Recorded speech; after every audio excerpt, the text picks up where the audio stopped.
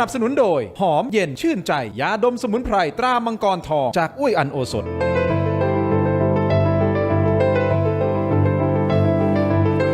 สวัสดีครับต้อนรับทุกท่านเข้าสู่รายการถกไม่เถียงครับประเด็นที่ผมจะถกวันนี้นะครับ2เรื่องใหญ่ๆด้วยการความเคลื่อนไหวแน่นอนไทยกัมพูชาคือหนึ่งในนั้น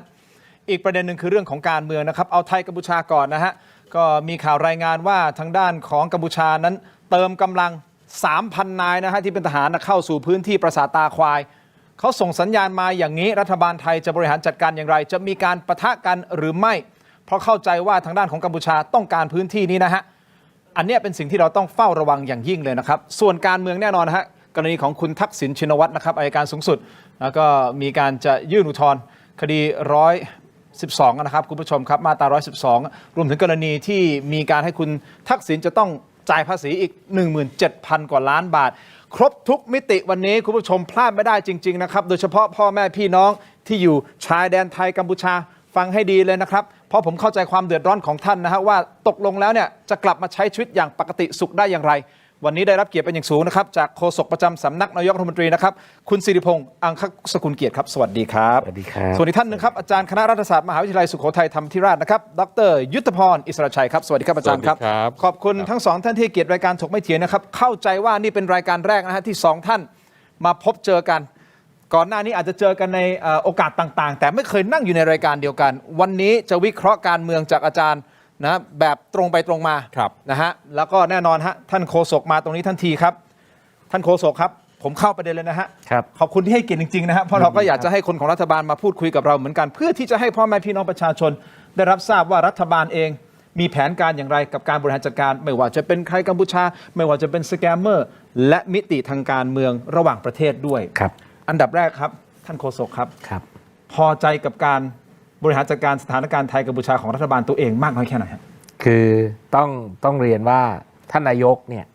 เข้ามาบริหารจัดการในสถานการณ์ที่เราไม่ได้มีทางเลือกมากนักในหลายๆเรื่องนะครับไม่ว่าจะเป็นเรื่องสถานการณ์ต่างๆที่มันมีคือเราเข้ามาเนี่ยคำถาม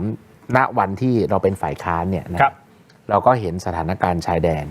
ว่าเราอยากจะเห็นอะไรแบบไหนยังไงแน่นอนไม่มีคนอยากให้มันเกิดหรอกการปะทะที่นำมาซึ่งการเสียชีวิตการสูญเสียต่างๆนานาแล้วทุกครั้งที่ระเบิดลงเราก็มีความรู้สึกว่าเราอยากจะให้จบเร็วเสมอนะครับเพราะว่าคนที่อยู่ชายแดนเนี่ยเห็นเขาเอาเครื่องยิงจรวดหนักมาเนี่ย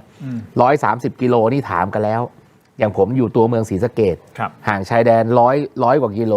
130 กิโลนี่เขาถามเลยถึงบ้านไหมถามแบบนี้ตลอดนะครับวันที่เราเข้ามาเนี่ยรัฐบาลที่ผ่านมาเนี่ยเขาไปเซ็นหยุดยิงแล้ววันที่28 กรกฎาคมนั่นหมายความว่าการที่จะไปทำอะไรมากกว่านั้นเนี่ยมันก็จะมีไม่ใช่เรื่องของเรากับกัมพูชาเท่านั้นละมันกลายเป็นว่ามันมีประจักษ์พยานอื่นอย่างเช่นสหรัฐอเมริกาอย่างเช่นมาเลเซียที่เขาเสนอเป็นตัวกลางรวมถึงจีนด้วยณวันที่28 กรกฎาคมก็คือทุกคนที่เป็นพยานในวันนั้นเนี่ยเขาก็จับตาดูท่าทีแล้วดังนั้นบางคนจะบอกว่าโอ้ยเขมรมาแย่ทำไมไม่ยิงระเบิดไปอีกสักลูก2 ลูกมันไม่ใช่แล้วคือณวันที่กำลังยิงอยู่เนี่ยถ้าเกิดว่ามันใส่กันเต็มที่เลยจบตรงไหนตรงนั้นแต่พอทันทีที่หยุดยิงมันเราอยู่แค่ไหนก็ต้องอยู่แค่นั้นละการไปทำอะไรที่มันเกินเลยกว่านั้นเนี่ยมันมีความสุ่มเสี่ยงมากต่อการที่จะถูกต่างชาติเนี่ยแทรกแซงประเทศที่3แทรกแซงผมก็ยกตัวอย่างนะครับผมก็ยกตัวอย่างเช่นแต่ก่อนถ้าเราเป็นเด็กหน่อยเราก็จะเจออิรักอิหร่านเนี่ยประจำดูข่าวเมื่อไหร่ก็อิรักอิหร่านประจำวันดีคืนดีอเมริกาก็มาไปซัดอิรักซัดเรียบร้อยแล้วหลังจากนั้นก็มาอิหร่านต่ออะไรอย่างเงี้ยนะครับคือพอท่านนายกเข้ามาเนี่ยทางเลือกที่เรามีก็คือเอาละเมื่อไปลงนามเรื่องสนธิสัญญาหยุดยิงแล้วมันก็ต้องเดินหน้าต่อว่าสถานการณ์ชายแดนเนี่ยมันจะต้องทำอย่างไรเพราะสุดท้ายมันเป็นไปไม่ได้ครับคุณทีมที่ชาวบ้านตื่นมาทุกวันแล้วก็เจอปืนใหญ่วางอยู่หน้าบ้านทุกวันเป็นอีก10 ปีไม่ใช่หน้าที่ของรัฐบาลก็คือต้องเคลียร์สถานการณ์ให้เร็วที่สุดภายใต้เงื่อนไขของสันติวิธี แต่ชาวบ้านในพื้นที่เขาอาจจะไม่ได้รู้สึกอย่างนั้นเหมือนบอกว่าเฮ้ยอยากจะให้จัดการอะไรแบบชัดเจนมากกว่านี้หรือเปล่าฮะท่านเขาอยากให้ชัดเจนในประเด็นที่ว่ายกตัวอย่างนะครับในประเด็นที่ว่าเขาบอกว่าเขายังไม่เห็นด้วย เพราะวันนี้เขายังไม่รู้สึกว่ากัมพูชาเนี่ยลดความเป็นปฏิปักษ์แล้วเขาก็บอกว่าด่านก็อย่าเพิ่งเปิดได้ไหมรั้วก็ทำรั้วไปเลยได้ไหมคือเขาบอกว่าจะทำยังไงก็ได้ให้แบ่งออกให้มันชัดเจนในระหว่างนั้นไงครับก็ถึงเป็นที่มาของการคุย GBC ว่าจะทำอย่างไรบ้างเมื่อทั้งสองฝั่งยังมีกำลังอยู่ต่อไปก็ต้องลดทอนกำลังออกทั้งสองฝ่ายทุนระเบิดที่ยังอยู่เต็มไปหมดจะทำยังไงมันก็ต้องไปเก็บกู้มันถึงจะใช้ชีวิตอยู่เป็นปกติได้เร็วที่สุดมันก็กลับมาอย่างที่ผมบอกตอนแรกว่าเมื่อมันหยุดยิงไปแล้วเราไม่เคลียร์จริงชาวบ้านอาจจะมีความรู้สึกว่าทำไมไม่เอาให้มันหนักกว่านี้คำถามคือแล้วมันทำอะไรได้มากกว่านี้เราไม่สามารถที่จะคือทันทีวันนี้สถานการณ์เราได้เปรียบว่าเราถูกเขาลุกล้ำว่าเราถูกเขาละเมิดแต่ทันทีที่หลังจากวันนี้ทันทีที่เราเปิดก่อนเนี่ยเป็นอีกเรื่องหนึ่งละคือสถานการณ์มันวันต่อวันต่อวันแสดงว่าท่านโฆษกมองว่ามีหลายโอกาสที่เราถูกเขารุกรานเรายังไม่ควรที่จะตอบโต้อย่างคือการตอบโต้มันก็ต้องได้สัดส่วนครับคุณทีมถือทุ่นระเบิดอันนี้ทุ่นระเบิดเป็นต้นอย่างอันนี้อธิบายให้กับประชาชนได้เข้าใจทุ่นระเบิดเป็นต้นเนี่ยผมก็ไปคือเราก็หานะครับทั้งหลักการทูตทั้งหลักการทหารการโต้ตอบที่ได้สัดส่วนทหารไปเหยียบทุ่นระเบิดเนี่ยการโต้ตอบที่ได้สัดส่วนไม่ใช่การยิงจรวดเข้าไปนะครับการโต้ตอบที่ได้สัดส่วนคือการประท้วงตามหลักสากลไปเปิด AI ดูก็ได้ถาม AI ดูก็ได้ว่าถ้ามีการเหยียบทุ่นระเบิดใช่ไหมครับมันจะต้องมีการดำเนินการอย่างไรบ้างสิ่งแรกที่จะต้องทำจะต้องพิสูจน์ให้ได้ก่อนว่าคนที่วางทุ่นระเบิดเนี่ยเป็นใครระเบิดใหม่หรือระเบิดเก่าต่อพันธกรณีที่มีกับไทยนะครับเพื่ออะไรเพื่อให้เรามีสิทธิ์อย่างชอบธรรมในการดำเนินการต่อจากนี้ยกตัวอย่างเช่นสมมตินะครับลองคิดอีกมุมหนึ่งนะทหารเหยียบทุ่นระเบิดเราไม่พิสูจน์เลยทหารเหยียบทุ่นระเบิดแล้วยิงเลยอีกภาพหนึ่งที่มันจะตัดมาคืออะไรกัมพูชาเขาจะบอกว่าระเบิดเนี่ยระเบิดเก่าเราไม่ได้มีการพิสูจน์เรายิงไปก่อนแล้วคราวนี้มันจะหาความชอบธรรมจากไหนมารองรับคือวันนี้ปัจจัยมันไม่ได้มีแค่เรากับกัมพูชาตั้งแต่วันที่28ที่ผ่านมา28กรกฎาคมที่ผ่านมาเนี่ยปัจจัยคือมันมีคนอื่นด้วยหน้าที่คือวันนี้เราต้องสร้างความชอบธรรมให้กับไทยให้มากที่สุดไม่ให้เสียเปรียบในเวทีต่างๆอย่างนี้เป็นต้นและการตอบโต้ด้วยข่าวสารเองก็ดีนะฮะหรือการที่จะรับกับสถานการณ์เฟกนิวส์ของกัมพูชาที่มาอยู่ตลอดอย่างต่อเนื่องการยุยงปลุกปั่นการสร้างไม่ว่าจะวาทกรรมเองก็ดีหรือกิจกรรมต่างๆที่ยั่วยุเรามาตลอดแบบนี้อันนี้เรามีความชอบธรรมมากพอในการฟ้องชาวโลกหรือว่าฟ้องอย่างน้อยๆนะฮะผมถือว่าโดนัลด์ทรัมป์ท่านอามาบีอิบราฮิมเป็นสักขีพยานในการเซ็นล่าสุดกับท่านอนุทินถูกต้องไหมครับอย่างน้อยต้องไปฟ้องเขาแล้วให้จัดการอย่างชัดเจนหรือเปล่าคือผมเชื่อว่าการทำงานของรัฐบาลชุดนี้ถ้าตอบคำถามเดิมนะครับพอใจไหมผมเชื่อว่าเราเร็วกว่ารัฐบาลที่ผ่านมาเยอะมากแน่นอนว่าหน้าที่ของเราเนี่ยเราทำความชัดเจนให้ประจักษ์แก่สายตาชาวโลกและพยานหน้าที่ของเขาสิ่งที่เขาถนัดมากคือการสร้างเฟกนิวส์ฉะนั้นจะมาบอกว่าเราจะไปออกกลไกที่จะต้านเฟกนิวส์เราก็ไม่รู้นะว่าแต่ละวันเนี่ยเขาจะเล่นอะไรบ้างคือแล้วแต่เขาจะขุดเฟกนิวส์ขึ้นมาเลยหน้าที่ของเราคือเราโต้ตอบให้เร็วที่สุดอย่างเมื่อวานเนี่ยเขามีเฟกนิวส์มาว่าทหารพรานไปละเมิดเขาสิ่งที่เราทำได้คือโต้ตอบทันทีอย่างหลังจากเราเหยียบกับระเบิดอย่างหลังจากทานแล้วเหยียบกับระเบิดเขายิงใส่เขายิงปืนเล็กใส่พอยิงปืนเล็กใส่เนี่ยก็มีคำถามอีกเขายิงปืนเล็กมาทำไมไม่เอา F16 บินลงเลยมันคือการโต้ตอบที่มันไม่ได้สัดส่วนพอเขาเอายิงปืนเล็กมาเรายิงปืนเล็กกลับปรากฏว่าเขาใช้ประชาชนเขาเป็นโล่มนุษย์ยิงแต่ละครั้งเนี่ยเขาสูญเสียมากกว่าเราแน่นอนครับเขาเจ็บมากกว่าเราแน่นอนครับนี่คือความสามารถในการตอบ ตอบโต้ของเรา อันนี้คือต่อให้ใช้อาวุธที่เท่ากันนะครับ ที่เท่ากัน ประเด็นก็คือหลังจากเขามีคนเจ็บเขาก็ไปปล่อยเลยเฟกนิวส์เลยบอกว่าเนี่ยทหารเราเนี่ยลุกล้ำเขาก่อนยิงเขาก่อนไปยิงโดนคนของเขาหน้าที่ของเราคือเราก็ต้องไปชี้แจงให้กับชาวโลกเห็นว่าเขายิงมาก่อนนะฉันยิงโต้ตอบตามสัดส่วนแต่เธอเนี่ยที่เอาโล่มนุษย์มากันอย่างเงี้ยเป็นต้นนะครับซึ่งหลังจากวันนั้นผมเชื่อว่าถ้าได้ดูในบทสนทนาที่ท่านนายกคุยกับประธานาธิบดีทรัมป์เนี่ยก็จะเห็นว่า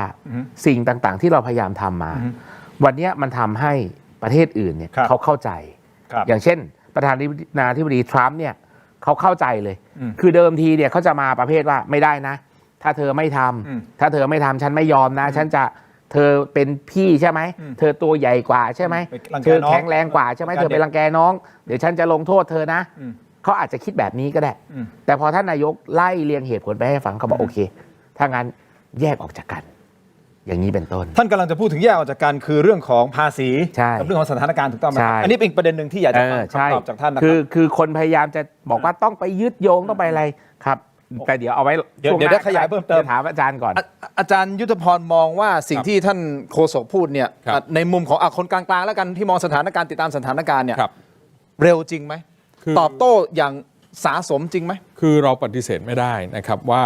เรื่องของปัญหาไทยกัมพูชาเนี่ยคือโจทย์ใหญ่ของรัฐบาลชุดนี้นะครับเพราะว่าการเปลี่ยนแปลงรัฐบาลนั้นเนี่ยก็อันเนื่องมาจากปัญหาไทยกัมพูชาเนี่ยเพราะฉะนั้นความคาดหวังของพี่น้องประชาชนต่อการที่จะแก้เรื่องนี้นะไม่ว่าจะในระดับประเทศนะครับมุมมองของประชาชนก็อยากจะให้เรื่องนี้มันยุติโดยที่ประเทศไทยเราไม่เสียเปรียบไม่ว่าเป็นการเสียดินแดนก็ตามการเสียผลประโยชน์ทางเศรษฐกิจหรือทางการเมืองอื่นๆก็ตามพี่น้องประชาชนระดับพื้นที่เขาก็อยากได้วิถีชีวิตเขาคืนอยากได้เศรษฐกิจเขาคืนเขาอยากให้สถานการณ์สงบนะครับไม่ว่าจะทำยังไงก็ตามด้วยวิธีการใดก็แล้วแต่ให้เขาได้กลับไปอยู่ในพื้นที่ตรงนั้นแล้วใช้ชีวิตได้ตามปกติด้วยความปลอดภัยนะอันนี้คือความคาดหวังแต่พอเราไปดูเนี่ยนะครับในสภาพความเป็นจริงเนี่ยต้องบอกว่าเรื่องไทยกัมพูชาเนี่ยมันก็ไม่ใช่โจทย์ที่ง่ายนะครับเพราะประเด็นเนี่ยมันอยู่ที่เรื่องว่าวันนี้เราต้องชนะทั้งในสนามรบและชนะทั้งในสนามโลกนะชนะในสนามรบเนี่ยอาจจะไม่ยากหรอกครับนะก็เหมือนกับเสียงวิพากษ์วิจารณ์ทั่วไปที่บอกว่าทำไมเราไม่เอาเครื่องบิน F-16 ไปทิ้งระเบิดไปหย่อนไข่อีกทำไมบางคนพูดไปถึงว่าไปยึดพนมเปญเลยนะบางคนบอกใช้มาตรการรุนแรงที่เด็ดขาดอันนั้นเราอาจจะชนะในสนามรบเพราะสัญญานุภาพทางทหารเนี่ยกำลังอำนาจแห่งชาติเราเหนือกว่าอยู่แล้วแต่เราจะแพ้ในสนามโลกเพราะวันนี้โจทย์ตรงนี้ประเด็นมันอยู่ที่ว่าเราต้องชนะทั้งในสนามรบและชนะทั้งในสนามโลกต้อง2 สนามแล้ววันนี้ต้องทำยังไงความมุ่งหมายกัมพูชาเนี่ยเป้าหมายของเขาที่เขาจุดชนวนเหตุตรงนี้ขึ้นมาเพราะต้องการจะดึงเราไปสู่ศาลโลกหรือศาลยุติธรรมระหว่างประเทศนะดังนั้นเนี่ยการจะดึงเราไปก็ต้องทำให้เกิดความรุนแรงทำให้เกิดประเด็นปัญหาความชอบธรรมทำให้เกิดสงครามอะไรต่างๆเหล่านี้นะเพราะนั้นเราต้องไม่ไปตกอยู่ในเหยื่อหรือการเป็นเกมของเขานะครับเราเห็นว่ากัมพูชาพยายามที่จะสร้างภาพอยู่โดยตลอดว่าเป็นรัฐที่ถูกรังแกนะครับเป็นรัฐที่ถูกประเทศไทยเอาเปรียบนู่นนี่นั่นอะไรสารพัดเนี่ยนะครับเพราะตรงนี้ก็คือกระบวนการในการที่เขาจะสร้างความชอบธรรมเพื่อดึงเราไปสู่ในเกมที่เขาได้เปรียบเขาเชื่อว่าอย่างนั้นทำไมเขาจึงเชื่อว่าการไปสู่ศาลโลกแล้วเขาได้เปรียบเพราะว่าหนึ่งเขาเคยประสบความสำเร็จในกรณีปราสาทพระวิหารอันที่สองเนี่ยลืมว่ากัมพูชานั้นเนี่ยก็เคยเป็นอาณานิคมของฝรั่งเศสเป็นเมืองขึ้นมาก่อนเพราะนั้นเนี่ยในแง่จดหมายเหตุการรวบรวมพยานหลักฐานแผนที่ต่างๆเนี่ยเขามีแบ็กอัพที่ดีตรงนี้อยู่แล้วนะครับและเขายังเล่นเกมในสนามการเมืองโลกดึงสหรัฐอเมริกาเข้ามาดึงจีนเข้ามาอะไรต่างๆเหล่านี้เป็นต้นแล้วเราต้องไม่เพลียงพล้ำครับนะไม่มีใครไม่อยากแก้ปัญหาผมเชื่อว่าไม่ว่าจะเป็นฝ่ายการเมืองฝ่ายข้าราชการประจำความมั่นคงนะครับกระทรวงต่างประเทศอะไรก็ดีไม่มีใครอยากจะอยู่นิ่งเฉยแน่นอนกับเรื่องนี้นะครับเพียงแต่ว่ามันต้องมีขั้นมีตอนมีความระมัดระวังในการแก้ปัญหาวันนี้ถามว่าเราจะไปรุกเสียทีเดียวได้ไหมก็ต้องระมัดระวังเพราะถ้ารุกเนี่ยเราอาจจะได้รับผลกระทบหลายๆทางนะครับไม่ว่าจะเป็นผลกระทบทางเศรษฐกิจผลกระทบจากบทบาทมหาอำนาจ2มหาอำนาจใหญ่ที่จะเข้ามาแทรกแซงซึ่งภูมิภาคเอเชียตะวันออกเฉียงใต้มันเป็นเป้าหมายของเขาอยู่แล้วเป็นพื้นที่ภูมิภาคทองก็ว่าได้ของ2มหาอำนาจทั้งเศรษฐกิจทั้งเรื่องการเมืองอะไรต่างๆเหล่านี้เพราะนั้นเราก็ต้องระมัดระวังเหมือนกันและขณะเดียวกันเราก็ต้องกระจายความเสี่ยงแต่บนพื้นฐานของการตั้งรับตรงนี้เราก็ต้องเป็นการตั้งรับในเชิงรุกนะตั้งรับในเชิงรุกเนี่ยยังไงเช่นหนึ่งคือในด้านการทหารความมั่นคงต้องสแตนบายกำลังครับนะพร้อมตลอดเวลานะและอาจจะต้องมีการจัดทำแผนนะครับและแผนนี้เปิดเผยเลย นะเปิดเผยแล้วว่าถ้าเกิดเหตุการณ์แบบเนี้ยกัมพูชาใช้กำลังกับเราลุกล้ำอธิปไตยอย่างนี้เราจะมุ่งไปสู่เป้าหมายทางทหารตรงไหนอย่างไรบ้าง เราจะใช้อาวุธอย่างไรบ้าง อันนี้เปิดเผยเลยเพื่อเป็นสงครามในเชิงจิตวิทยาต่างๆด้วยเช่นเดียวกันนะครับอันที่2ก็คือเรื่องของการรุกนะฮะในลักษณะของการต่างประเทศและกฎหมายรองประเทศนะครับเรื่องของการประท้วงเนี่ยเราก็ทำไปแล้วล่ะคนบอกว่าทำไปมันก็เหมือนเศษกระดาษ ถือว่าประโยชน์แต่ถือว่าเร็วขึ้นจากก่อนๆนะแต่ถือว่าเร็วขึ้น พูดตรงๆ ถึง เร็วขึ้น จะบอกว่าทำไปเป็นเศษกระดาษไม่ได้ประโยชน์อะไรต่างๆแต่มันต้องทำเพราะนั่นมันคือขั้นคือตอนของกฎหมายรองประเทศนะครับ ถูกครับ การทำตรงนี้เนี่ยเราต้องไม่หยุดเพียงแค่นี้ แต่ว่าเราอาจจะต้องไปพูดถึงเรื่องของอนุสัญญาเจนีวานะครับอนุสัญญาออตตาวาโดยเฉพาะเรื่องของกับระเบิดเนี่ยมัน ทุ่นระเบิด นะฮะทุ่นระเบิดเนี่ยมันผิดในเรื่องของกฎหมายประเทศอยู่แล้วนะครับเพราะฉะนั้นตรงเนี้ยก็ต้องมีกระบวนการในการที่จะแสดงให้เห็นถึงหลักฐานนะแล้วโดยเฉพาะนิติวิทยาศาสตร์วันนี้ถ้าพิสูจน์ได้ว่ากับระเบิดล่าสุดเนี่ยครั้งที่7เนี่ยนะครับมันเกิดก่อนหรือหลังนะครับในเรื่องของการจัดทำปฏิญญานะครับถ้าเกิดหลังเนี่ยเป็นความชอบธรรมของเราเลยนั้นที่3ก็คือเชิงรุกในเรื่องระดับพื้นที่การให้ความมั่นใจพี่น้องประชาชนนะครับในเรื่องของข้อมูลนะในเรื่องของบรรดาการซ้อมอพยพหนีภัยพื้นที่ปลอดภัยต่างๆอันนี้ก็ต้องเตรียมพร้อมนะครับในการดูแลพี่น้องประชาชนในพื้นที่ด้วยเพราะถ้าตั้งรับเชิงรุกแบบนี้ผมว่าเราไม่เสียเปรียบแล้วเราค่อยๆขยับกระบวนการมาตรการไปเรื่อยโอเคอันนี้คือขั้นตอนที่อาจารย์อธิบายนะครับแล้วมีประโยคนึงที่อาจารย์บอกแน่นอนละครับว่าคนในพื้นที่นะฮะคนไทยก็ต้องการความสงบสุขถูกต้องไหมฮะเพื่อที่เขาจะกลับมาใช้ชีวิตอย่างปกติได้แต่ข้อมูลล่าสุดจากพี่เล็กวาสนานานุ่วมนะครับนักข่าวอาวุโสสายทหารก็มีการวิเคราะห์ผ่านรายการเรื่องใหญ่ Live Talk ของ PPTV นะครับก็ขออนุญาตพาดพิงถึง Live Talk ของ PPTV นะครับว่ากัมพูชาขนกำลังทหารกว่า 3,000 นายเข้าไปในพื้นที่ปราสาทตาควายนะครับเพื่อที่จะเตรียมการอะไรบางอย่างคราวนี้รัฐบาลนะฮะท่านโฆษกครับจะคืนความสงบสุขให้กับคนไทยได้อย่างไรและจะคืนความสงบสุขให้กับคนไทยในยุคของรัฐบาลนี้ก่อนที่จะยุบสภาได้หรือไม่เดี๋ยวเรียนถามท่านโฆษกในช่วงหน้าพักสักครู่ครับช่วงหน้ากลับมาติดตามครับ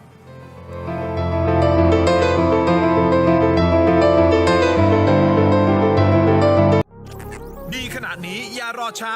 สายเกมสายลงทุนสาย AI สายเทคต้องไม่พลาดลดราคาพิเศษให้ทันที 2,000 บาท BrainTech Tri Screen จอเสริมอัจฉริยะเปลี่ยนโน้ตบุ๊กธรรมดาให้ทำงานพร้อมกันได้ถึง 4 จอดีไซน์พับเก็บง่ายพกพาสะดวกมี 2 รุ่นให้เลือก 17,900 บาทสำหรับรุ่น 14 นิ้วและ 19,900 บาทสำหรับรุ่น 16 นิ้วสั่งซื้อออนไลน์ได้แล้ววันนี้เพียงค้น BrainTech Tri Screen หรือ Advice ทุกสาขาทั่วประเทศ BrainTech Tri Screen where thinking meets technology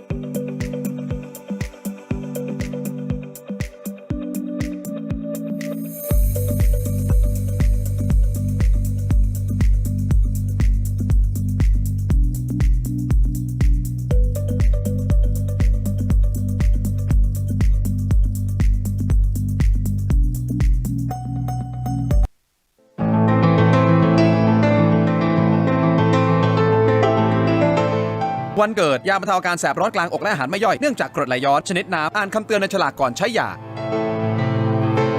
กลับมากันครับคุณผู้ชมถกไม่เถียงฮะยังอยู่กับท่านโฆษกนะฮะท่านสิริพงศ์นะครับรวมถึงอาจารย์ยุทธพรนะครับคราวนี้มาประเด็นเรื่องของรายงานข่าวนะฮะโดยคุณวาสนานานุ่วมนะครับซึ่งไปสัมภาษณ์ในรายการอีกครั้งหนึ่งนะครับเรื่องใหญ่ไลฟ์ทอล์กของ PPTV นะครับบอกว่ากัมพูชา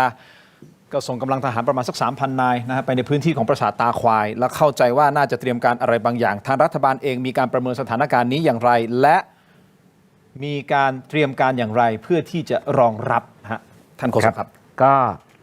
ตลอดระยะเวลาเนี่ยนะครับทางรัฐบาลเนี่ยก็ได้มีโอกาสไปเยี่ยมชายแดน ครับ หลายครั้งท่านนายกก็ไปหลายครั้ง ครับ นะครับเราก็ได้ทราบถึงการทำงาน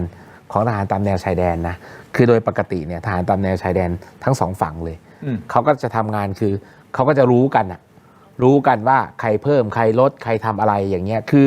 คือมันเป็นเหมือนกับว่าคนที่แต่ก่อนเนี่ยเวลาลาดตระเวนเขาก็ลาดตระเวนด้วยกันอาวุธยุทโธปกรณ์การสังเกตการทุกอย่างเนี่ยไทยเหนือกว่าด้วยซ้ำนะครับแต่เขาก็จะรู้กันตลอดเวลาสังเกตได้ว่าตอนที่ทำตาม GBC เวลาถอนเนี่ยสมมติเขาถอนรถถังสองคันเราก็ถอน2 คันคือทำในสัดส่วนเท่าๆกันนะครับคือรู้พอๆกันนะครับดังนั้นเนี่ยวันนี้ในเรื่องรายละเอียดเนี่ย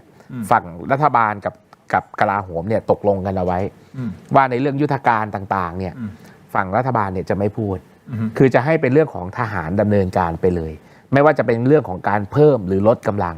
เพราะอะไรก็ตามที่รัฐบาลพูดไปเนี่ยพอมันเป็นข่าวฝั่งนู้นเนี่ยคือวันนี้นะครับคนไทยอยากรู้คนไทยอยากให้พูดอยากให้แชร์แต่รายละเอียดที่มันเป็นทางความลับก็ไม่อยากจะให้พูดแต่พอคนที่รู้เนี่ยคือจริงๆมันไม่ใช่แค่คนไทยมันก็คือฝั่งกัมพูชาฉะนั้นเราถึงมีความพยายามตลอดทหารบอกตลอดอย่าไปโพสต์นะเห็นรถทหารวิ่งเห็นอะไรอย่าไปโพสต์อย่าไปพูดอย่าไปทำอันนี้ก็ฝากถึงประชาชนด้วยนะครับไม่ต้องบอกพิกัดไม่ต้องบอกอะไรทั้งหมดอะนะครับแต่เรายืนยันได้ว่าทหารไทยไม่มีเสียเปรียบถ้าอย่างนี้เท่ากับว่ารัฐบาลให้อำนาจทหารในการตัดสินใจทั้งหมดหรือเปล่าหรือว่าจะต้องมาผ่านที่ท่านนายกอีกทีหนึ่งบอกว่าแผนการของเราเป็นอย่างนี้นะครับท่านนายกใช่ไหมฮะทหารจะทำประมาณนี้ท่านนายกไฟเขียวหรือไม่ไฟเขียวจะเป็นอย่างนั้นป่ะฮะกรอบใหญ่พูดในที่ประชุมสมช.ไปแล้วโอเคกรอบใหญ่พูดในที่ที่ประชุมสมช.ไปแล้วว่าทหารเนี่ยมีอำนาจในการโต้ตอบตามสัดส่วนโอเคถ้าอย่างนี้การเติมทหาร 3,000 นายเข้าไปที่พื้นที่ตรงนี้ถ้าข้อมูลถูก verify แล้วว่าเป็นของจริงอย่างนี้นะครับอันนี้เราสามารถที่จะยกมือแล้วไปบอกทางด้านของสักขีพยานก็คือประธานาธิบดีโดนัลด์ทรัมป์กับท่านอัมบาอิบราฮิมไหมครับว่าไอ้นี่ละเมิดแล้วเพราะว่าหนึ่งในปฏิญญาก็คือเฮ้ยต้องถอนคือกัมพูชาเขาละเมิดตั้งแต่เรื่องระเบิดแล้วใช่คือเขาละเมิดไปตั้งแต่เรื่องระเบิดแล้วครับ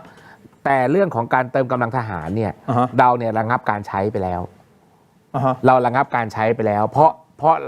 ราะทันทีที่มีทหารขาขาดเนี่ยเราต้องมีมาตรการทางการทหารแล้วเราไม่สามารถมาตกลงกับเขาได้แล้วว่าเธอถอนหรือเธอเพิ่มคือไม่คุยแล้ว อันนี้คือหนึ่งในเรื่องที่ทหารเขาประกาศมาแล้วเมื่อวานว่าระงับเรื่องนี้ระงับเรื่องการเติมหรือการถอนกำลังทหารเนี่ยไม่ใช่เรื่องที่จะมาคุยกันเรื่องที่จะต้องทำอย่างเช่นเรื่องการเก็บกู้ระเบิดเนี่ยก่อนหน้านี้คุยกันว่าทำร่วมกันแต่ตอนนี้เราเก็บเองเพราะที่ผ่านมาเนี่ยมันมีอยู่หลายจุดเขาไม่เห็นด้วยแล้วมันก็ไม่ได้เก็บแสดงว่าอันนี้ก็ละเมิดปฏิญญาอีกเพราะมันต้องเก็บร่วมกันใช่เขาไม่เห็นด้วยเท่ากับว่าเขาก็ไม่คือเขา respect หรือไม่เคารพเขาละเมิดตั้งแต่เอาระเบิดใหม่มาวางแล้วครับคือถ้าเมื่อวานนี้ได้ฟังฝ่ายโฆษกกลาโหมพูดเนี่ยเขาจะไล่เรียงมาเลยเขาจะไล่เรียงพี่เม่นเนี่ยจะไล่เรียงมาเลยว่าไอ้ระเบิดชนิดที่ทหารเหยียบเนี่ยนะเป็นระเบิดที่ตอนก่อนหยุดยิงรอบที่แล้วอ่ะที่เขาไปเก็บกู้มาได้อ่ะไม่มีระเบิดชนิดนี้ระเบิดชนิดนี้เนี่ยมีหลังจากวันที่28 กรกฎาคมแน่นอนนะครับแล้วก็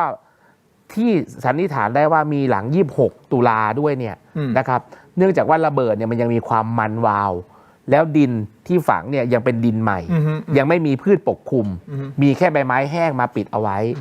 แล้วระเบิดที่เขาวางเนี่ยหวังชีวิตเนื่องจากว่ามีลักษณะการวางเป็นกลุ่มโอเคอันนี้คือที่เขาเตรียมข้อมูลมาที่เขาบอกว่าเขาละเมิดแล้วคือจะละเมิดกี่ข้อเราต้องมันคือละเมิดเราต้องแจ้งไปเราแจ้งรายงานแค่แจ้งทุกครั้งที่เขาละเมิดอะไรก็แล้วแต่แจ้งกลับไปที่สักขีพยานอย่างวันนี้ท่านนายกก็มีข้อสั่งการว่าในการเก็บกู้ทุ่นระเบิดแต่ละครั้ง นะครับต่อให้เขาไม่ทำด้วยก็ตามต้องแจ้งคณะผู้สังเกตการณ์ทุกครั้ง AOT ต้องแจ้งทุกครั้งต้องแจ้งคณะผู้สังเกตการณ์ทุกครั้งให้เขาได้รู้ได้เห็นว่าสิ่งที่เราดำเนินการเนี่ยเราดำเนินการตามอำนาจของเรานะเราเก็บกู้ทุนระเบิดเพื่อสันติภาพนะคือเรื่องของสันติภาพเนี่ยเรายังแสวงนะครับโดยเฉพาะในดินแดนไทยเพราะทหารต่อไปต้องปลอดภัยคนไทยต้องปลอดภัยนะครับฉะนั้นการเพิ่มลดทหารของเขาเนี่ยละเมิดหรือไม่ละเมิดเนี่ยมันคือเขาละเมิดไปแล้วโอเคครับอย่างนี้ก่อนที่ผมจะให้ท่านโฆษกตอบกับคำถามที่ผมถามทิ้งท้ายในช่วงที่แล้วเดี๋ยวถามอาจารย์ก่อนแล้วกันนะครับผมถามคำถามเดียวกันนะครับอาจารย์คิดว่ารัฐบาลของคุณอนุทินชาญวิรุฬกูลก่อนที่จะมีการยุบสภานะครับคิดว่าจะคลี่คลายสถานการณ์ไทยกัมพูชาได้หรือไม่ในมุมของนักวิชาการก่อนที่จะฟังท่านโฆษกถ้าเฉพาะหน้ามีโอกาสเป็นไปได้ถ้าจะแก้ยั่งยืนผมว่าไม่ง่ายหรอกครับไม่ว่ารัฐบาลที่อยู่ครบ4 ปีเนี่ยก็ยังไม่มั่นใจว่าจะแก้ได้ไหมเพราะปัญหาไทยกัมพูชาเนี่ยมันยืดเยื้อเรื้อรังร่วมศตวรรษคือเป็น100 ปีแล้วนะเพราะนั้นเนี่ยถึงจะแก้ได้ก็อาจจะเป็นลักษณะของการแก้เฉพาะหน้าไปก่อนนะครับดังนั้นการแก้เฉพาะหน้าคืออะไรคือทำให้สถานการณ์มันสงบแต่ณวันนี้เนี่ยปัญหาก็คือว่าเมื่อเรามีปฏิญญากัวลัมเปอร์นะครับหรือข้อตกลงสันติภาพไทยกัมพูชาแล้วเนี่ยความจริงใจในการเดินตามมาตรการเหล่านี้มันมีมากน้อยแค่ไหนโดยเฉพาะในฝั่งกัมพูชาอันนี้คือสิ่งที่เป็นคำถามแล้วผมว่าเราก็มาถูกทางนะที่กดปุ่มหยุดทุกอย่างไว้ก่อนคือระงับการเดินหน้าตามปฏิญญานี้ก่อนนะแต่ไม่ได้ยกเลิกนะซึ่งยกเลิกเนี่ยผมก็คิดว่ายังไม่ถึงเวลาที่จะยกเลิกเพราะอะไรเพราะว่าในปฏิญญา 7-8 ข้อเนี่ยบางข้อมันก็ยังเป็นเครื่องมือที่จะเป็นประโยชน์เราในอนาคตเช่นเรื่องของการป้องกันเฟกนิวส์นะฮะเรื่องการเก็บกู้ทุนระเบิดเรื่องของการปราบปรามสแกมเมอร์เรื่องการตกลงเขตแดนร่วมกันนะซึ่งตรงนี้มันก็จะไปสอดคล้องกับ MOU 43 และ 44 ที่มีอยู่แต่เดิมด้วยนะเพราะเครื่องมือเหล่านี้เราก็เก็บไว้ไม่ได้บอกว่าเราระงับเราต้องไม่ใช้เก็บไว้ก่อนเอามาใช้เมื่อยามที่จำเป็นและเหมาะสมครับอาจารย์ครับกับท่านโฆษกและคุณผู้ชมครับเราก็คงทราบดีนะฮะว่าทางด้านของสหรัฐอเมริกากับจีนเป็นไม้เบื่อไม้เมากันนะครับในเรื่องของการช่วงชิงอำนาจอะไรก็แล้วแต่ของโลกนะนี่พูดถึงของโลกเลยนะครับมหาอำนาจของโลกเนี่ยคราวนี้ประเทศไทยเราอยู่ตรงกลางเราจะบาลานซ์นะอำนาจของสหรัฐกับอำนาจของจีนอย่างไรเพื่อให้เรายังคงอยู่ได้อย่างภาคภูมินะฮะนี่คือคำถามที่ผมจะถามท่านโฆษกรวมถึงอาจารย์ด้วยนะครับเดี๋ยวเราจะพักกันสักครู่ช่วงหน้ากลับมาติดตามนะยังมีประเด็นของเรื่องของสแกมเมอร์ด้วยว่าตกลงในทางรัฐบาลสแกมเมอร์เอาไงครับท่านโฆษกครับเพราะนี่คือปัญหาใหญ่ปัญหาหัวใจหลักของเศรษฐกิจของประเทศเลยนะครับพักสักครู่ครับช่วงหน้ากลับมาติดตามครับ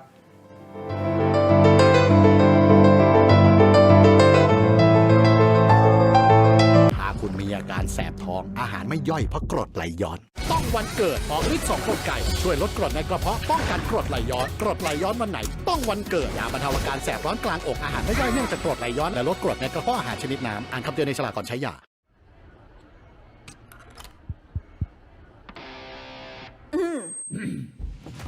ไมบาซิน OTC รสส้มและรสมะนาว ยาอมบรรเทาอาการเจ็บคอช่วยระงับเชื้อในปากและลำคอจากเกรเตอร์ฟาร์มาโปรดอ่านคำเตือนในฉลากก่อนใช้ยา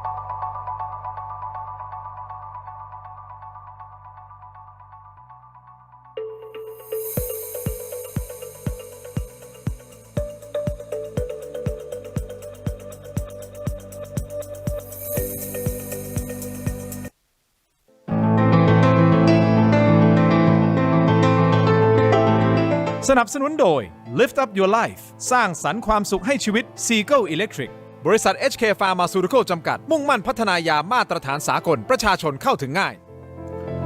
กลับมากันต่อครับคุณผู้ชมถกไม่เถียงอยู่กับอาจารย์ยุทธพรนะและแน่นอนท่านโฆษกนะฮะท่านสิริพงศ์นะครับเข้าประเด็นเลยนะครับถามคำถามเดียวกับที่ถามอาจารย์ไป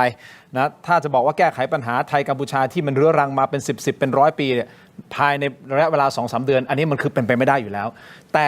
คลี่คลายได้หรือไม่ก่อนที่จะหมดยุคของรัฐบาลคุณอนุทินในยุคนี้ก่อนที่จะยุบสภาท่านโฆษกจะตอบว่าไงครับจะได้ไหมฮะคลี่คลายสถานการณ์ ผมคิดว่าเรื่องนี้มันมีทั้งแนวทางในระยะสั้นกับแนวทางในระยะยาวนะครับแนวทางในระยะยาวเนี่ยวันนี้เราก็กำลังพูดถึงของการที่เราเดินหน้าสู่การปักปั่นเรื่องเขตแดนที่เป็นเรื่องที่ทำกันมาเป็น10 ปีเนี่ยให้มันเรียบร้อยนะครับแต่ระยะสั้นเนี่ยก็ต้องเรียนว่ามันก็ต้องดูว่าการแก้ปัญหาเฉพาะหน้าด้วยเพราะคำว่าสัญญาเนี่ย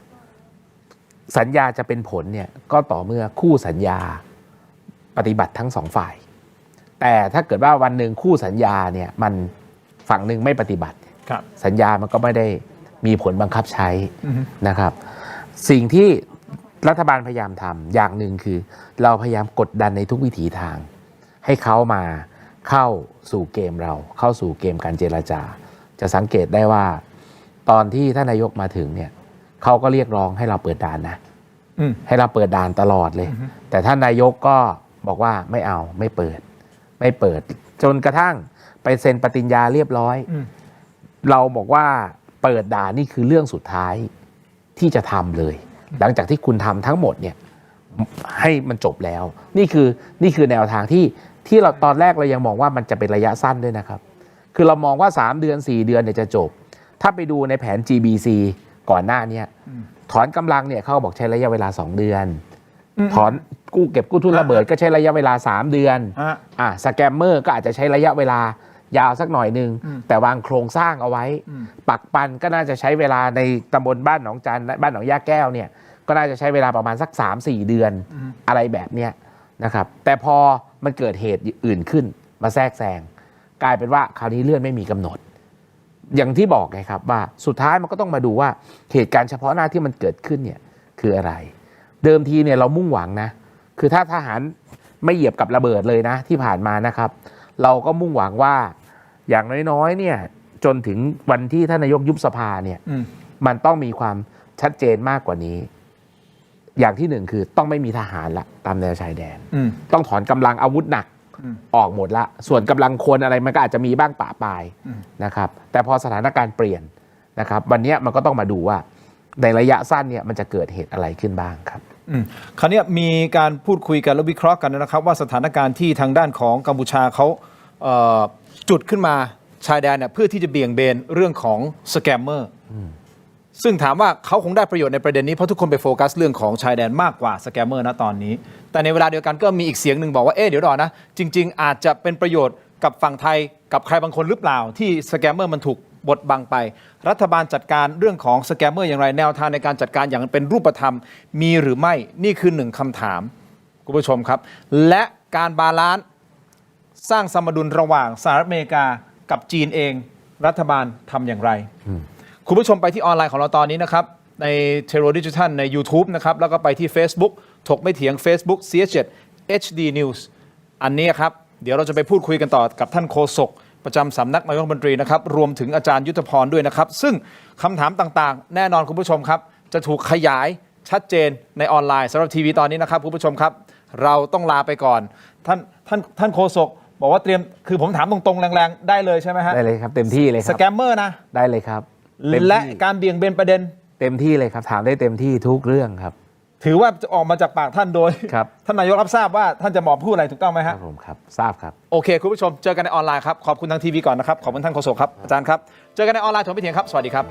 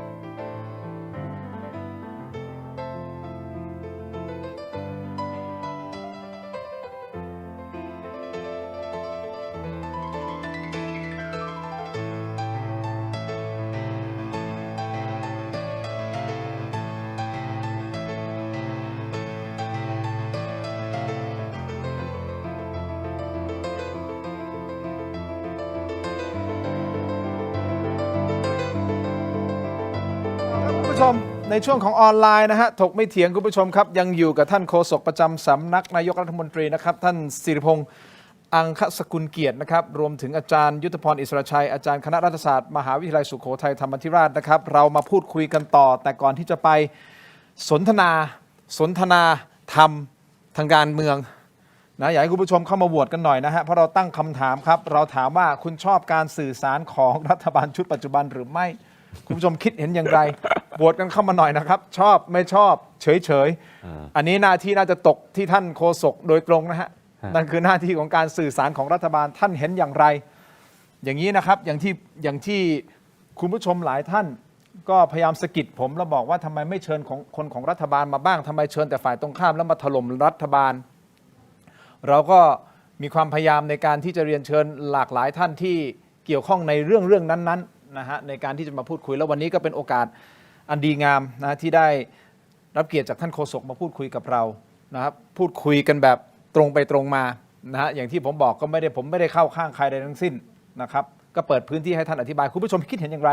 ก็สามารถที่จะคอมเมนต์ต่อกันเข้ามาได้นะครับแต่หลายคำถามเหลือเกินอาจารย์ยุทธพรก็คงปฏิเสธไม่ได้นะว่าคำถามที่ประชาชนมีกับรัฐบาลมันเยอะแน่นอนว่าความคาดหวังของพี่น้องประชาชนทุกๆเรื่องเศรษฐกิจเรื่องไทยกัมพูชาเรื่องเลือกตั้งข้างหน้าแก้รัฐธรรมนูญอะไรทุกอย่างอ่ะถูกต้องไหมฮะแน่นอนครับถาโถมเข้ามานะครับก็แน่นอนก็คือท่านที่ต้องรับผิดชอบรับหน้าที่ในการอธิบายก็คือท่านโฆษกศิริพงษ์นี่แหละครับคุณผู้ชมครับเอาอย่างนี้กลับเข้ามาเราพูดคุยกันต่อนะฮะแน่นอนหนึ่งในประเด็นที่เราจะพูดคุยกันคือเรื่องของสแกมเมอร์ด้วยและยังมีมิติการเมืองด้วยนะครับกรณีของคุณทักษิณชินวัตรและยังมีคำถามเกี่ยวกับนะฮะคุณท็อปวราวุฒิศิลปะอาชาข่าวเล่าข่าวลือว่าจะไปอยู่กับภูมิใจไทยใช่หรือไม่อันนี้เดี๋ยวได้ถามกันแน่นะฮะได้ถามกันแน่นอนเลยนะครับส่วนในประเด็นหนึ่งเป็นประเด็นที่โซเชียลให้ความสนใจอย่างมากเพราะเป็นประเด็นร้อนแรงเหลือเกินนะครับกับคนไทยอินฟลูเอนเซอร์ที่ไปเต้นบนหลังคารถที่ประเทศญี่ปุ่นนะครับอันนี้มันเป็นกรณีใหญ่ถึงขั้นรัฐมนตรีเองนะฮะรัฐมนตรีการท่องเที่ยวนะท่านก็ออกมาพูดถึงประเด็นนี้แล้วก็แสดงความเป็นห่วงกับภาพลักษณ์ของประเทศไทยต้องเข้าใจวัฒนธรรมของญี่ปุ่นก่อนนะฮะท่านนะครับว่าเขาเป็นวัฒนธรรมอย่างไรแล้วก็ไปแสดงแบบนั้นท่าทางกิริยาแบบนั้นมันกระทบอะไรยังไงบ้างมิติของสหรัฐอเมริกากับจีนเราจะบาลานซ์กันอย่างไรเพราะล่าสุดท่านนายกเท่าที่ผมติดตามเมื่อกี้ผมไม่แน่ใจนะเดี๋ยวท่านแก้ผมได้นะได้ครับท่านสั่งทุกกระทรวงเดินหน้าเต็มที่ในการที่จะกระชับความสัมพันธ์ระหว่างไทยกับจีนครับอันนี้เป็นอีกหนึ่งจุดหรือเปล่าที่ทำให้ตอนนี้ข้อมูลมันไม่ตรงกันนะฮะเพราะทางด้านของท่านอนุทินบอกว่าประธานาธิบดีโดนัลด์ทรัมป์แยกเรื่องภาษีกับเรื่องของไทยกัมพูชาแยกกันแต่ประธานาธิบดีโดนัลด์ทรัมป์บน Air Force One บอกว่าเขาใช้เรื่องของมาตรการภาษีนี่แหละทำให้สองประเทศมาคุยกันครับผมเกาหัวเลยนะ okay. มัน mixed message มากว่าตกลงอะไรคือเรื่องจริงหรือเรื่องปลอมและด้วยความเคารพก็มีเป็นภาพประวัติศาสตร์อีกหน้าหนึ่งนะที่ในหลวงท่านพระองค์เสด็จไปที่เยือนประเทศจีนอย่างเป็นทางการใช่ครับและท่านนายกก็พูดถึงเรื่องของการสั่งกระทรวงต่างๆกระชับความสัมพันธ์ระหว่างไทยกับจีนมันทำให้สหรัฐอเมริกาไม่พอใจหรือเปล่าฮะท่านโฆษกเอาประเด็นนี้ก่อนเลยโอเคถามแล้วใช่ไหมครับถามมาเนี่ยนะคือผมเล่าเรื่องมาให้คุณผู้ชมได้รับทราบเดี๋ยวคุณผู้ชมจะไม่เข้าใจอยู่ดีๆแต่คำถามโดดมาคือเราจะเข้าใจกันเองแต่คุณผู้ชมบางท่านอาจจะไม่ได้ติดตามข่าวสารทั้งหมดแต่ผมพยายามที่จะรวบให้มันกระชับแล้วง่ายคือผมคิดว่าเรื่องเหล่านี้มันจะตอบได้หลายคำถามในช่วง1 เดือนที่ผ่านมาในการดำเนินการต่างๆของรัฐบาลนะครับที่เมื่อปลายเดือนที่แล้วก็จะมีคำถามที่เราจะสัมพันธ์กับอเมริกามากเกินไปหรือเปล่าเราทำให้เขามากเกินไปไหมถ้าเราทำกับอเมริกาแบบนี้แล้วจีนล่ะจะว่ายังไงจีนจะงอนไหมนะครับซึ่งจริงๆเนี่ยอย่างที่ทราบนะครับว่าไทยจีนกับสหรัฐอเมริกาเนี่ยเขาก็จะมีความพยายามชิงความได้เปรียบในเรื่องการค้าอยู่แล้วเขาก็จะตอบโต้กันอยู่เป็นประจำนะครับดังนั้นการดำเนินการของไทยที่เราก็ถ้าพูดถึงในเรื่องของภูมิรัฐศาสตร์เนี่ย เราก็จะอยู่ในจุดที่ใครก็อยากได้ บางคนเนี่ยพูดถึงขนาดที่ว่าในการเจรจาเรื่องภาษีคราวก่อนนู้นนะอเมริกาเคยเสนอไหมว่าเขาขอเอาเรือรบมาจอดอยู่ที่ไทยเพื่อจะตรึงจีนด้วย อันนี้ก็คือแล้วแต่ทฤษฎีแล้วแต่ความคิด แต่สิ่งที่รัฐบาลทำได้ก็คือว่าเราบาลานซ์แล้วเราก็แยกระหว่างเรื่องการค้ากับเรื่องอื่น การค้าเนี่ยมันเป็นเรื่องผลประโยชน์ของประเทศแต่ละประเทศนะครับเรื่องการสู้รบเรื่องดินแดนอันนี้เป็นเรื่องของอธิปไตยรัฐบาลเนี่ยยืนยันมาตลอดว่ามันต้องแยกออกจากกันบทบาทของประธานาธิบดีทรัมป์ไม่ใช่พูดเรื่องนี้เป็นครั้งแรกประธานาธิบดีทรัมป์เนี่ยพูดเรื่องนี้ว่าเขาเอาเรื่องกำแพงภาษีเนี่ยมาสร้างสันติภาพในโลกนี้เนี่ยตั้งแต่การประชุมอาเซียนแหละนะครับเพราะว่าก็มีบางประเทศเขาพยายามจะดึงสหรัฐอเมริกาเข้ามาเพื่อจะมาเป็นตัวกลางเพื่อจะมากดดันเราต่างๆนานาเหล่านี้สิ่งที่ท่านประธานาธิบดีทรัมป์พูดบน Air Force One เนี่ยถ้าจำไม่ผิดนะครับท่านพูดเป็นเสาถูกต้องใช่ไหมฮะคือท่านอนุทินมาแล้วท่านก็ออกทวิตเตอร์ว่าเขาเนี่ยเอากำแพงภาษีเนี่ยมาทำให้สองประเทศเนี่ยหยุดลบกันอีกครั้งอันนี้พูดเป็นเสาวันที่นายกอันวาอิบราฮิมออกมายืนยันนายกรัฐมนตรีมาเลเซียผู้นำอาเซียนในปีนี้นะครับผมคิดว่าน่าจะมีเครดิตเพียงพอที่ท่านจะพูดแล้วมีน้ำหนักพอนะครับท่านก็บอกว่าท่านได้คุยกับประธานาธิบดีทรัมป์แล้วยืนยันว่าเรื่องของไทยกับกัมพูชาเป็นเรื่องทวิภาคีแยกออกจากเรื่องภาษีนี่คือท่านอันวาอิบราฮิมเป็นคนพูดกับท่านอนุทินถูกต้องไหมครับเป็นคนโพสต์ใน X โพสต์ X ของคุณอันวาอิบราฮิมด้วยในวันอาทิตย์ผมขอความชัดเจนนิดหนึ่งฮะท่านอนุทินได้คุยโทรศัพท์กับท่านประธานาธิบดีโดนัลด์ทรัมป์เกี่ยวกับประเด็นนี้หรือเปล่าคุยเรื่องนี้ชัดเจนถ้าวันเสาร์เนี่ยนะครับเราได้ดูสเตทเมนต์ที่ท่านนายกพูดมา11ข้อนะครับไล่เรียงมาเลยว่าการละเมิดนี้มันเกิดจากฝั่งกัมพูชาที่ผิดสัญญาเรื่องเกี่ยวกับการเก็บกู้ระเบิดมีระเบิดที่มุ่งสังหารชีวิตเป็นระเบิดใหม่ที่วางหลังจากอะไรต่างๆนานาไล่มาก็เลยคุยกันว่าแต่เรื่องนี้เป็นเรื่องอธิปไตยของไทยกับกัมพูชาอันนี้ผมเข้าใจแต่ท่านอนุทินได้คุยโทรศัพท์กับโดนัลด์ทรัมป์เพื่อได้ยืนยันว่าโดนัลด์ทรัมป์เป็นคนพูดเองแล้วท่านได้ยินเองจากหูเลยว่าเฮ้ยเราแยกเรื่องนะภาษีคือภาษีนะไทยกัมพูชาคือไทยกัมพูชานะแยกกันคำถามคือที่ผมถามเมื่อกี้ถามคุณทีมไงครับว่านายกอันวาอิบราฮิมมาพูดเนี่ยแล้วเขาโพสต์ลงใน X เนี่ยนายกรัฐมนตรีมาเลเซียมีเครดิตพอไหมที่เขาจะยืนยันว่าประธานาธิบดีทรัมป์ว่าอย่างนี้โอเคถูกไหมผมอนุมานได้ว่าคือนายกเนี่ยคุยกับประธานาธิบดีทรัมป์เนี่ยผมเข้าใจว่าน่าจะคืนวันศุกร์แล้ววันเสาร์ก็โพสต์โอเคถูกไหมฮะนั่นแหละฮะที่ผมได้มีการคุยกันจริงได้มีการคุยกันจริงแล้วก็ได้มีการยืนยันแต่การยืนยันเนี่ยคือนายกมาเลเซียเนี่ยมายืนยันโอเคก็คือแยกคือเป็นการคุย2ครั้งวันแรกเนี่ยคุยทั้งท่านประธานาธิบดีทรัมป์คุยทั้งท่านอันวาแล้วจนกระทั่งมันมีข่าวไงมันมีข่าวว่าเขาส่งหนังสือมาระงับอะไรอย่างเงี้ยรองอะไรผู้การท่านใช่ผู้การค้าสหรัฐทูตการค้าท่านนายกก็เลยโทรไปคุยกับท่านนายกอันวาว่าไอ้ตกลงอย่างเงี้ยเราเป็นยังไงแยกใช่ไหมเขาบอกแยกเขาบอกงั้นท่านนายกก็ถามว่างั้นผมโพสต์ได้ไหมท่านนายกอันวาก็บอกโพสต์เลยท่านนายกก็ถามต่อว่าท่านอันวาโพสต์ด้วยได้ไหมท่านอันวาบอกได้เดี๋ยวผมโพสต์แล้วสิ่งที่ทางด้านของท่านนิกรเดช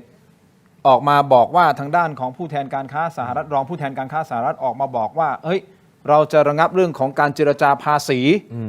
จนกว่าไทยจะปฏิบัติตามปฏิญญาที่เซ็นเอาไว้ที่กัวลาลัมเปอร์ตกลงข้อความนี้จะแก้ไหมฮะคือณวันนี้นะครับทางไทยเนี่ยก็ได้ทำหนังสือไปแจ้งเขาแต่อย่างที่ผมเรียนนะครับว่าหนังสือเนี่ยมาคนละช่วงเวลากับที่ท่านนายกคุยแล้วต้องเข้าใจว่าประเทศใหญ่เนี่ยเขาก็ทำงานเนี่ยต่างคน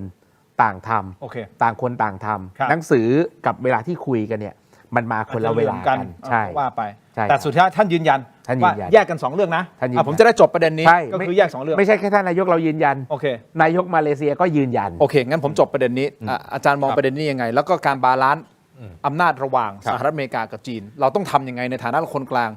เอาใจคนใดคนหนึ่งมากเกินไปอีกฝั่งหนึ่งก็ไม่พอใจ คือวันนี้เราต้องทั้งผลักและทั้งดึงนะผลักก็คือหมายถึงว่าบทบาทของสองมหาอำนาจตรงนี้ก็ต้องไม่เข้ามาก้าวก่ายในเรื่องตรงนี้มากเกินไปนะฮะเดียวกันเราก็ต้องดึงไว้ เพราะถ้าเราดึงฝั่งใดฝั่งหนึ่งเราเสียดุล อ่าฮะ นะเพราะฉะนั้นทั้งสองมหาอำนาจคือสหรัฐอเมริกาและจีนเนี่ยเราต้องใช้ยุทธวิธีแบบเนี้ย ครับ นะถามว่าทำไมเราต้องทั้งผลักและทั้งดึง เพราะว่าในกระบวนการของมาตรการทางระหว่างประเทศเนี่ยนอกจากเรื่องการเมืองแล้วมันมีเรื่องเศรษฐกิจ เศรษฐกิจเนี่ยมันมีทั้งมาตรการที่เป็นทางเศรษฐกิจโดยตรงเลย และมาตรการอื่นที่ไม่ใช่มาตรการทางภาษี ครับ นะครับซึ่งอันเนี้ยคือกระบวนการที่เราต้องไปพิจารณาด้วย อย่างวันนี้กับสหรัฐอเมริกาเนี่ยเราเป็นประเทศที่เราได้ดุลการค้าเขาถึงประมาณ 1.2 ล้านบาท เราส่งออกมากกว่าที่เรา ส่ง นำ อ เข้า อก จากเขา มากกว่าที่นำเข้าเขา ในขณะที่จีนเนี่ยเราขาดดุลการค้าประมาณ 1.6 ล้านบาทอันเนี้ยหลายคนบอกว่าเอ๊ะอย่างนั้นเราเทไปที่สหรัฐมากกว่าจีนได้ไหมก็ไม่ได้นะเพราะสุดท้ายถ้าเป็นแบบนั้นถ้าว่าเราดึงสหรัฐเข้ามาแล้วเราก็จะเกิดการเสียสมดุลนะกับมหาอำนาจอีกฝั่งหนึ่งคือจีน แต่ขณะเดียวกันถ้าเราผลักสหรัฐออกไปจีนก็เข้ามา แล้วก็ได้ผลประโยชน์ทางเศรษฐกิจมากกว่าเราหลายคนบอกว่าวันนี้ต้องสร้างโอกาสทางเศรษฐกิจหรือกระจายความเสี่ยงอันนี้ถูกต้องครับนะต้องกระจายไปจีนไปรัสเซียไปอินเดียไปตะวันออกกลางไปอะไรต่างๆอันนี้ถูกต้อง แต่ณวันนี้แม้ว่าจะรวมประเทศเหล่านั้นแล้วเนี่ยยังเท่ากับดุลการค้าสหรัฐแค่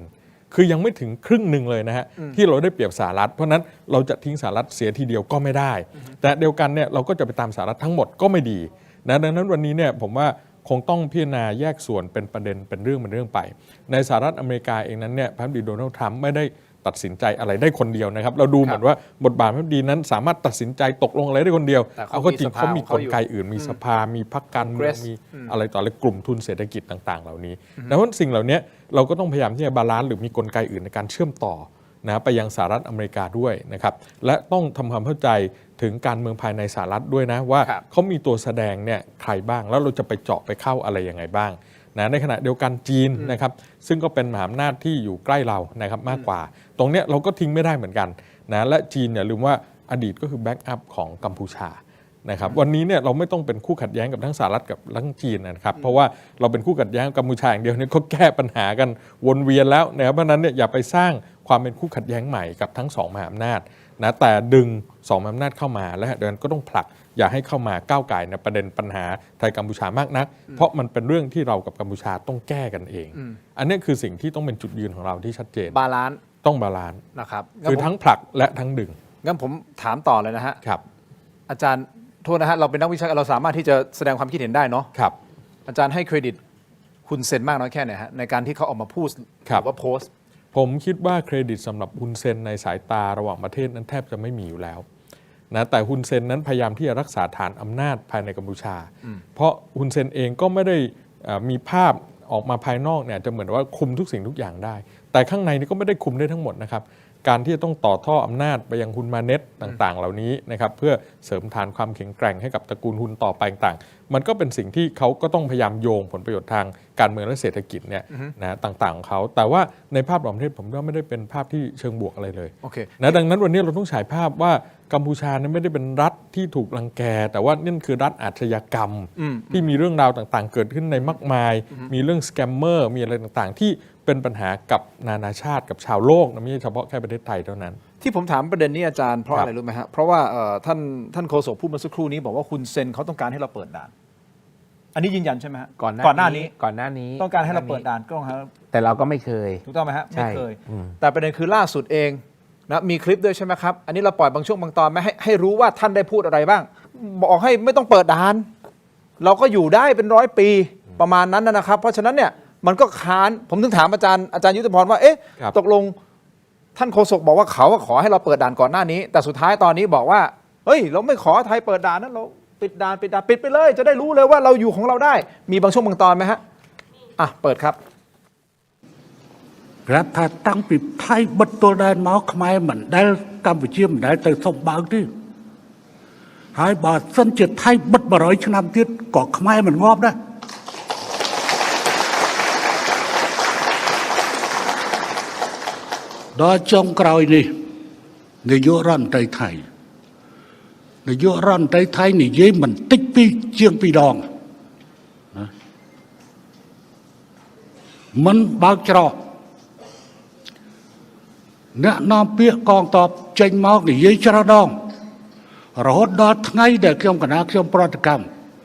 รัฐมนตรีกาปีจิตบ้านนี่เย้ท่า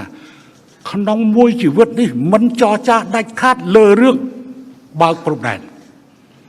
บ้านขยมคณะขยมเตียงม้าด่าเฟซบุ๊กท้าซ้อมเอาไทยบัดมาเลยชนะหรือปรามเลยชนะทีหายขยมซ้อมไปเจ้าขยมไปช่างได้คาดจมพวกสมนาหน้าก็ได้ระบอกพิธีกรรมจีบ้าปรมแดนไทยกัมพูชีไทย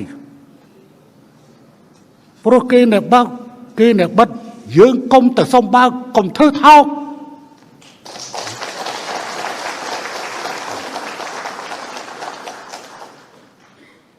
เพราะเรื่องนั้นยืงบ้านดังต่างออกดีเหรอยืงมันไม่ได้บัดที่เกเนบัดโกนเศร้าในเลือกกี้เหตุไอ้บ้านยืงตึงวอส้มกี้สมจูนซาตึงขณะดังนอมไทยมันท่าซิวิลมันท่ากองทัพกัมพูเชียมันเธอเท้าแต่ส้มเอาไทยบ้างจะรอผมนายดิเราทำตามกฎหมายอย่างเดียวเราไม่ได้สนใจว่าทางฝ่ายกัมพูชาจะคิดอย่างไรนะครับเราทำตามหลักการแล้วทำตามกฎหมายอย่างที่วันนี้คุณเป็นบอกว่าให้ยุติการถ้าใครอยากจะผิดก็ผิดไปเลย100 ปี 500 ปีมาสะท้อนอะไรต่อเรื่องการทำงานก็สื่อมวลชนคงคิดได้นะว่าเขาหมายความว่ายังไงแต่หมายความว่าถ้าฝากสื่อมวลชนไปลองไปดูรายละเอียดใน JDC ดีๆนะใน JDC เนี่ยเขาจะงดการพูดที่ยั่วยุแล้วก็ต้องแสดงความมุ่งมั่นที่จะไปสู่สันติภาพแล้วการที่เขาพูดอย่างนั้นเขามุ่งมั่นหรือไม่นะครับส่วนตัวผมเองที่ผมเคยพูดว่าไม่ต้องมาคุยกับผมแล้วเพราะว่าก็ประชาชนคนไทยนะไม่ต้องการเพราะฉะนั้นผมก็บอกผมไม่พูดเรื่องการปิดด่านก็ผมก็ตอบไปตามที่คนไทยความรู้สึกของคนไทยหรือว่าความเห็นของคนไทยความต้องการของประชาชนเพราะฉะนั้นผมต้องทำตามความต้องการประชาชนและอย่างหนึ่งก็ในเมื่อทางคุณเซนบอกว่า100 ปีไม่ต้องเปิดผมก็สบายใจว่าชีวิตนี้ผมคงไม่ต้องคุยกับผมเรื่องเปิดด่านแล้วนะครับนี่ฮะท่านรัฐมนตรีว่าการกระทรวงกลาโหมนะฮะนี่คือเราเอาคลิปมาต่อกันเลยนะครับก็เห็นฮุนเซนเขาพูดเนาะปิดไปร้อยปีก็ได้ก็ปิดไปเลยเราไม่เคยปล่อยประเทศไทยเป็นคนปิดถ้าคุณจะเปิดคุณก็เปิดเราจะไม่ลดศักดิ์ศรีของตัวเองไปขอให้คุณเปิดท่านพลเอกนัทพลก็นะท่านบิ๊กเล็กก็สบายใจเลยบอกอย่างนี้ก็ไม่ต้องมาคุยไม่ต้องมาเจรจาแน่นอนฮะคุณผู้ชมครับมันต้องมีฝ่ายใดฝ่ายหนึ่งที่พูดไม่จริงงั้นผมยังไม่ถามทางรัฐบาลนะเพราะเดี๋ยวกลายเป็นว่ารัฐบาลก็จะมามีประเด็นขึ้นมาอีกแต่ถามนักวิชาการดีกว่าเขาต้องการให้เปิดด่านเต็มที่เลยใช่ไหมคุณเซนเนี่ยพูดเอามีมไม่ใช่พูดเอามันนะพูดเอามีมคือต้องการให้ตรงเนี้ยเป็นสิ่งที่ไปเผยแพร่ต่อในบรรดาประชาชนชาวกัมพูชาเพื่อเรียกคะแนนนิยมของตัวเองไอ้เรื่องจริงนะมันก็เป็นอีกเรื่องหนึ่งนะเพราะนั้นวันนี้เนี่ยเราต้องเอาโลกนะล้อมกัมพูชาแต่อย่าให้โลกนะมาล้อมไทยล้อมกัมพูชาเพราะว่าวันนี้กัมพูชาเขาคิดว่าเขาไม่เปิดด่านเราเนี่ยเขายังมีทางออกอื่นมีทางออกกับเวียดนามมีการลงทุนจากจีนหรือล่าสุดพยายามไปดึงสหรัฐอเมริกามาเพราะเราต้องเอาโลกเนี่ยล้อมกัมพูชาแต่อย่าเอาโลกล้อมไทยไงแต่ถ้าวันนี้เราพยายามที่จะไปทะเลาะมานั่นนู่นนี่นั่นโน่นกลายเป็นโลกเนี่ยจะมาล้อมไทยแทนอาจารย์คิดว่าทำไมเขาถึงอยากให้เปิดด่านถึงแม้ปากเขาจะบอกว่าเขาไม่เปิดนะอยากให้เปิดนะทำไมถึงคิดว่าเขาอยากให้เปิดอย่าลืมว่าการค้าไทยกัมพูชาเนี่ยส่วนใหญ่มันอยู่ที่เรื่องสินค้าอุปโภคบริโภคประจำวันการค้าชายแดนนะครับและยังไม่รวมถึงเศรษฐกิจใต้ดินทั้งหลายนะครับบรรดาสแกมเมอร์คอร์เซนเตอร์คาสิโนเอาตรงๆนะฮะอาจารย์นั่งอยู่ตรงนี้แล้วเดี๋ยวถามแน่นอนนะสแกมเมอร์เนี่ยคือสิ่งที่เขาต้องการจะให้เปิดด่านนะเพราะทุกอย่างเขาต้องอาศัยการหล่อเลี้ยงตรงนี้นะแม้กระทั่งเราดูเส้นทางของสแกมเมอร์ทำไมสแกมเมอร์ต่างๆในปฏิบัติการกัมพูชาสุดท้ายต้องมาพัวพันในประเทศไทยเพราะไทยคือเกตเวย์ที่จะออกไปสู่นานาชาติได้ไงเป็นฐานฟอกเงินด้วยหรือเปล่าประเทศไทยก็ทุกสิ่งทุกอย่างนะคือมันเป็นประตูทางออกคือเขาเองนะไม่ได้มีประตูทางออกก็ต้องมาอาศัยประตูทางออกจากเราท่านโฆษกครับคงปฏิเสธไม่ได้นะครับว่าสังคมก็คงตั้งคำถามกับรัฐบาลชุดนี้ว่าจะจัดการเรื่องของสแกมเมอร์กี่โมงนะครับและท่าทีของรัฐบาลเองดูเหมือนอัก พอพูดถึงเรื่องสแกมเมอร์ท่านนายกก็มีการเดินหนีหลายรอบก่อนหน้านี้นะฮะก่อนหน้านี้ให้ความเป็นธรรมกับท่านนายกด้วยนะครับในเมื่อท่านโฆษกมาตรงนี้แล้วผมถามไปตรงๆนะคือทำไมไม่จัดการสแกมเมอร์แบบจริงๆจังๆแบบเต็มที่เต็มร้อยอย่างที่ประชาชนคาดหวัง โอเค รายชื่อเองก็ดี เราถูกกล่าวหาว่าเป็นแหล่งฟอกเงินเองก็ดีแหล่งฟอกเงินชั้นนำเลยนะฮะมีเส้นทางการเงินต่างๆมันมีคนไทยอยู่ในนั้นด้วยหรือเปล่าท่านพอจะให้ข้อมูลได้ไหมครับ ได้ครับ ก็ประเด็นเนี้ยนะครับที่ถามมาเนี่ยผมก็ต้องถามนิดนึงว่า ตัวชี้วัดที่บอกว่าจับแบบไม่จริงจังเนี่ยตัวชี้วัดเนี่ยคือตัวไหน ตัวชี้วัดที่คิดว่าถ้าทำปุ๊บคิดว่านี่ใช่เลยคือตัวไหน อย่างน้อยรายชื่อมีต้องมีคนไทยอยู่ด้วยหรือเปล่าที่เกี่ยวข้องกับพวกเส้นทางการเงินต่างๆอันนี้ที่ผมถามไว้นะครับเพราะว่าประเด็นสแกมเมอร์เนี่ยมันมีทั้งประเด็นที่เป็นสแกมเมอร์จริงแล้วก็เป็นประเด็นที่มันเป็นเรื่องการเมืองนะครับที่ผมคิดว่ามันอาจจะต้องมาแยกจากกันตลอดระยะเวลาเนี่ยรัฐบาลเนี่ยได้ข้อมูลรัฐบาลเนี่ยดำเนินการมาตลอดเวลาเนี่ยนะครับผมก็คิดว่าข้อมูลเนี่ยไปสู่ประชาชนเนี่ยมากพอสมควรแต่ความรู้สึกเนี่ยผมก็ยอมรับนะว่าความรู้สึกของประชาชนก็มีความรู้สึกว่าเอ๊ะทำไมมันจริงหรือเปล่ามันตัวเล็กเกินไปหรือเปล่าผมยกตัวอย่างนะครับอย่างพรรคที่เป็นรัฐบาลก่อนหน้านี้เขาก็ไปเขียนใน Facebook บอกว่าการเป็นรัฐบาลก่อนหน้านี้เขาสามารถปราบสแกมเมอร์ไปได้ 40% มูลค่าที่เขาสามารถจับกลุ่มได้เนี่ยความเสียหายประมาณ 14,500 ล้านต่อปีนะครับอันนี้คือผลงาน2 ปีของเราเนี่ยเรามาถึงเนี่ย30ณวันที่35ที่ฟังจากกระทรวงที่ฟังจาก DSI จับมาเนี่ยนะครับเราจับได้มูลค่าประมาณสัก 35,000 ล้าน 35,000 ล้านนี่เล็กน้อยไหมไม่น้อยนะ ไม่น้อยครับไม่น้อยรายใหญ่แล้วรายใหญ่ด้วยเงินหมุนเวียนเนี่ยเป็น1,000 ล้านเป็น10,000 ล้านก็มีจับ2เคสเนี่ยก็ 35,000 ล้านแล้วนะครับในระยะเวลา35 วันเรามาถึงเนี่ยเราจับลียงพัฒน์อดีตสวกัมพูชาที่เขามีความพยายามจะจับกันมานานเท่าไหร่เนี่ยที่เขากล่าวหาว่าอดีตสวกัมพูชามีส่วนเกี่ยวข้องกับเรื่องสแกมเมอร์เรื่องคดีต่างๆในไทยเนี่ยมากบดานอยู่ในไทยเนี่ยเราจับได้ภายใน30 กว่าวันนะครับจับยึดทรัพย์เพิ่มได้อีก400 ล้านลียงพัฒน์นะครับเราอายัดทรัพย์สสที่เป็นหนึ่งในข้อกล่าวหาถามว่าโผมาเยอะไหมชื่อมีเยอะไหมผมคิดว่าเราได้เห็นน่ะแต่คำถามที่เราต้องถามต่อนะว่าโผเนี้ยมันนำไปสู่อะไรถ้าเราดูจากโผเรามีหลักฐานพยานมันจับได้ครับแต่ถ้าเราดูจากโผแล้วมันไม่มีหลักฐานพยานเราจะไปจับเขาวิธีไหนผมก็มักจะยกตัวอย่างนะไอ้โผสแกมเมอร์เนี่ยผมก็ถามตอบกลับไปว่าเคยเห็นผังล้มเจ้าปะผังสแกมเมอร์เนี่ยเคยเห็นผังล้มเจ้าปะเมื่อ 5-6 ปีก่อนน่ะที่เขาแชร์ผมก็ต้องถามว่าเวลาเราเห็นผังนั้นเราเชื่อปะถูกไหมครับแน่นอนมีคนที่เห็นปุ๊บบอกไม่เชื่อเลยแน่นอนมีคนที่เห็นปุ๊บบอกเอ้ยน่าสงสัยแล้วคำถามคือจากผังนั้นจับใครได้ยังผ่านมากี่ปีถูกไหมฮะเพราะคนเขียนเขียนได้วันที่ผังออกมาเนี่ยอารมณ์สังคมเป็นแบบหนึ่งพอคนไปถามคนเขียนว่าเอาผังนี้มาจากไหนบอกว่าเอามาจากข่าว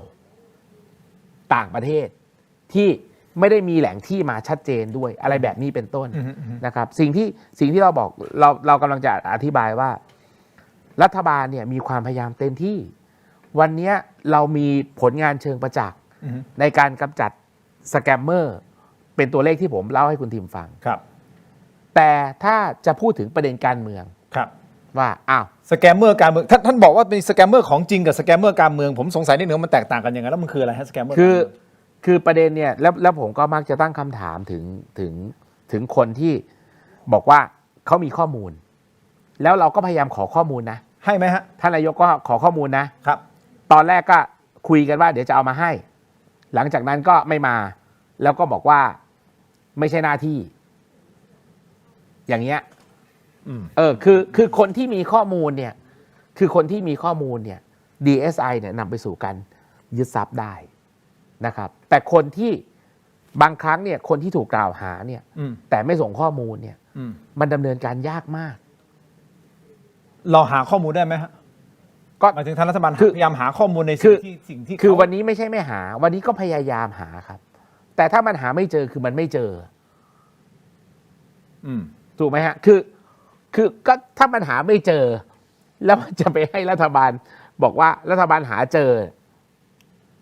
มันก็เป็นไปได้ยาก แต่ตัวไหนที่เราได้ข้อมูลยกตัวอย่างที่ผมเล่าให้ฟังไงว่าเอามีนักการเมืองนะมีสสไม่ใช่อดีตด้วยนะสสปัจจุบันนะ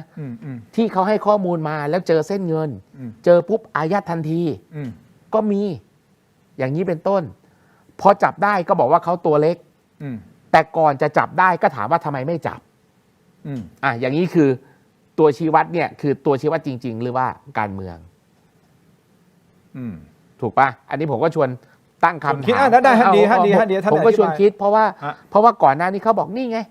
มีชื่อนี้ชื่อนี้ชื่อนี้มีอักษรย่อแบบนั้นแบบนี้แบบนี้ถูกไหมฮะแล้วผมก็เห็นพูดเนี่ยมีอยู่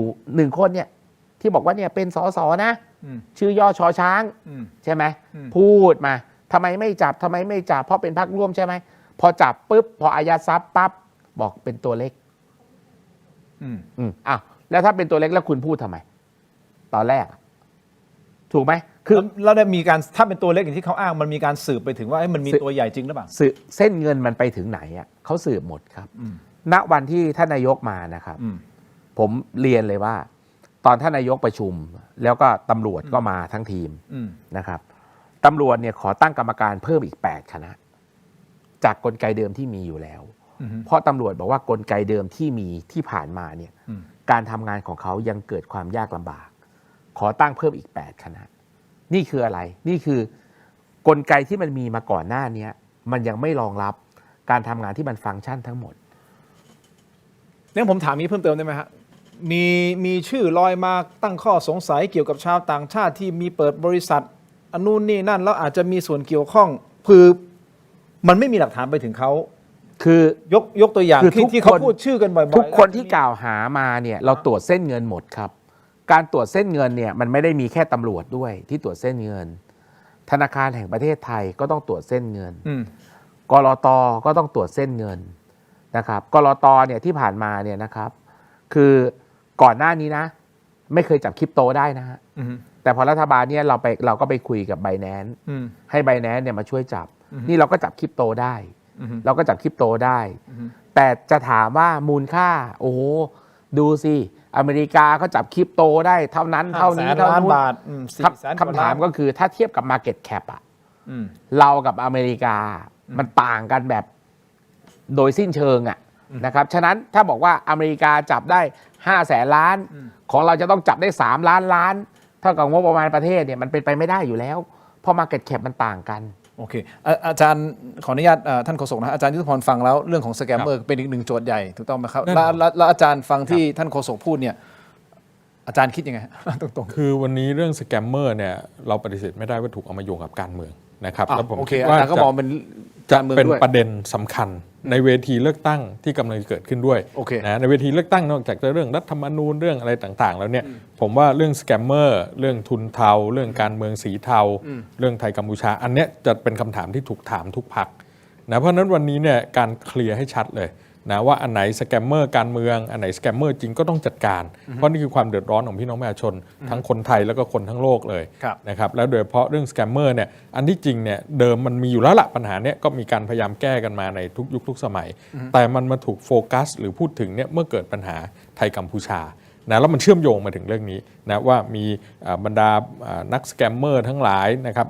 แก๊งอาชญากรรมข้ามชาติอะไรต่างๆเหล่านี้ที่แฝงตัววิ่งไปวิ่งมาระหว่างกัมพูชาประเทศไทยเรื่องนี้มันก็เลยกลายเป็นเรื่องที่สำคัญเพราะว่าเป็นเรื่องที่สำคัญเนี่ยเราก็อยู่นิ่งไม่ได้เลยครับว่าเอาละจะต้องจัดการอย่างไรที่จะทำให้เรื่องนี้มันชัดเลยว่าในกระบวนการเหล่านี้นับจากนี้ไปเราจะแก้ปัญหายังไงให้เกิดความโปร่งใส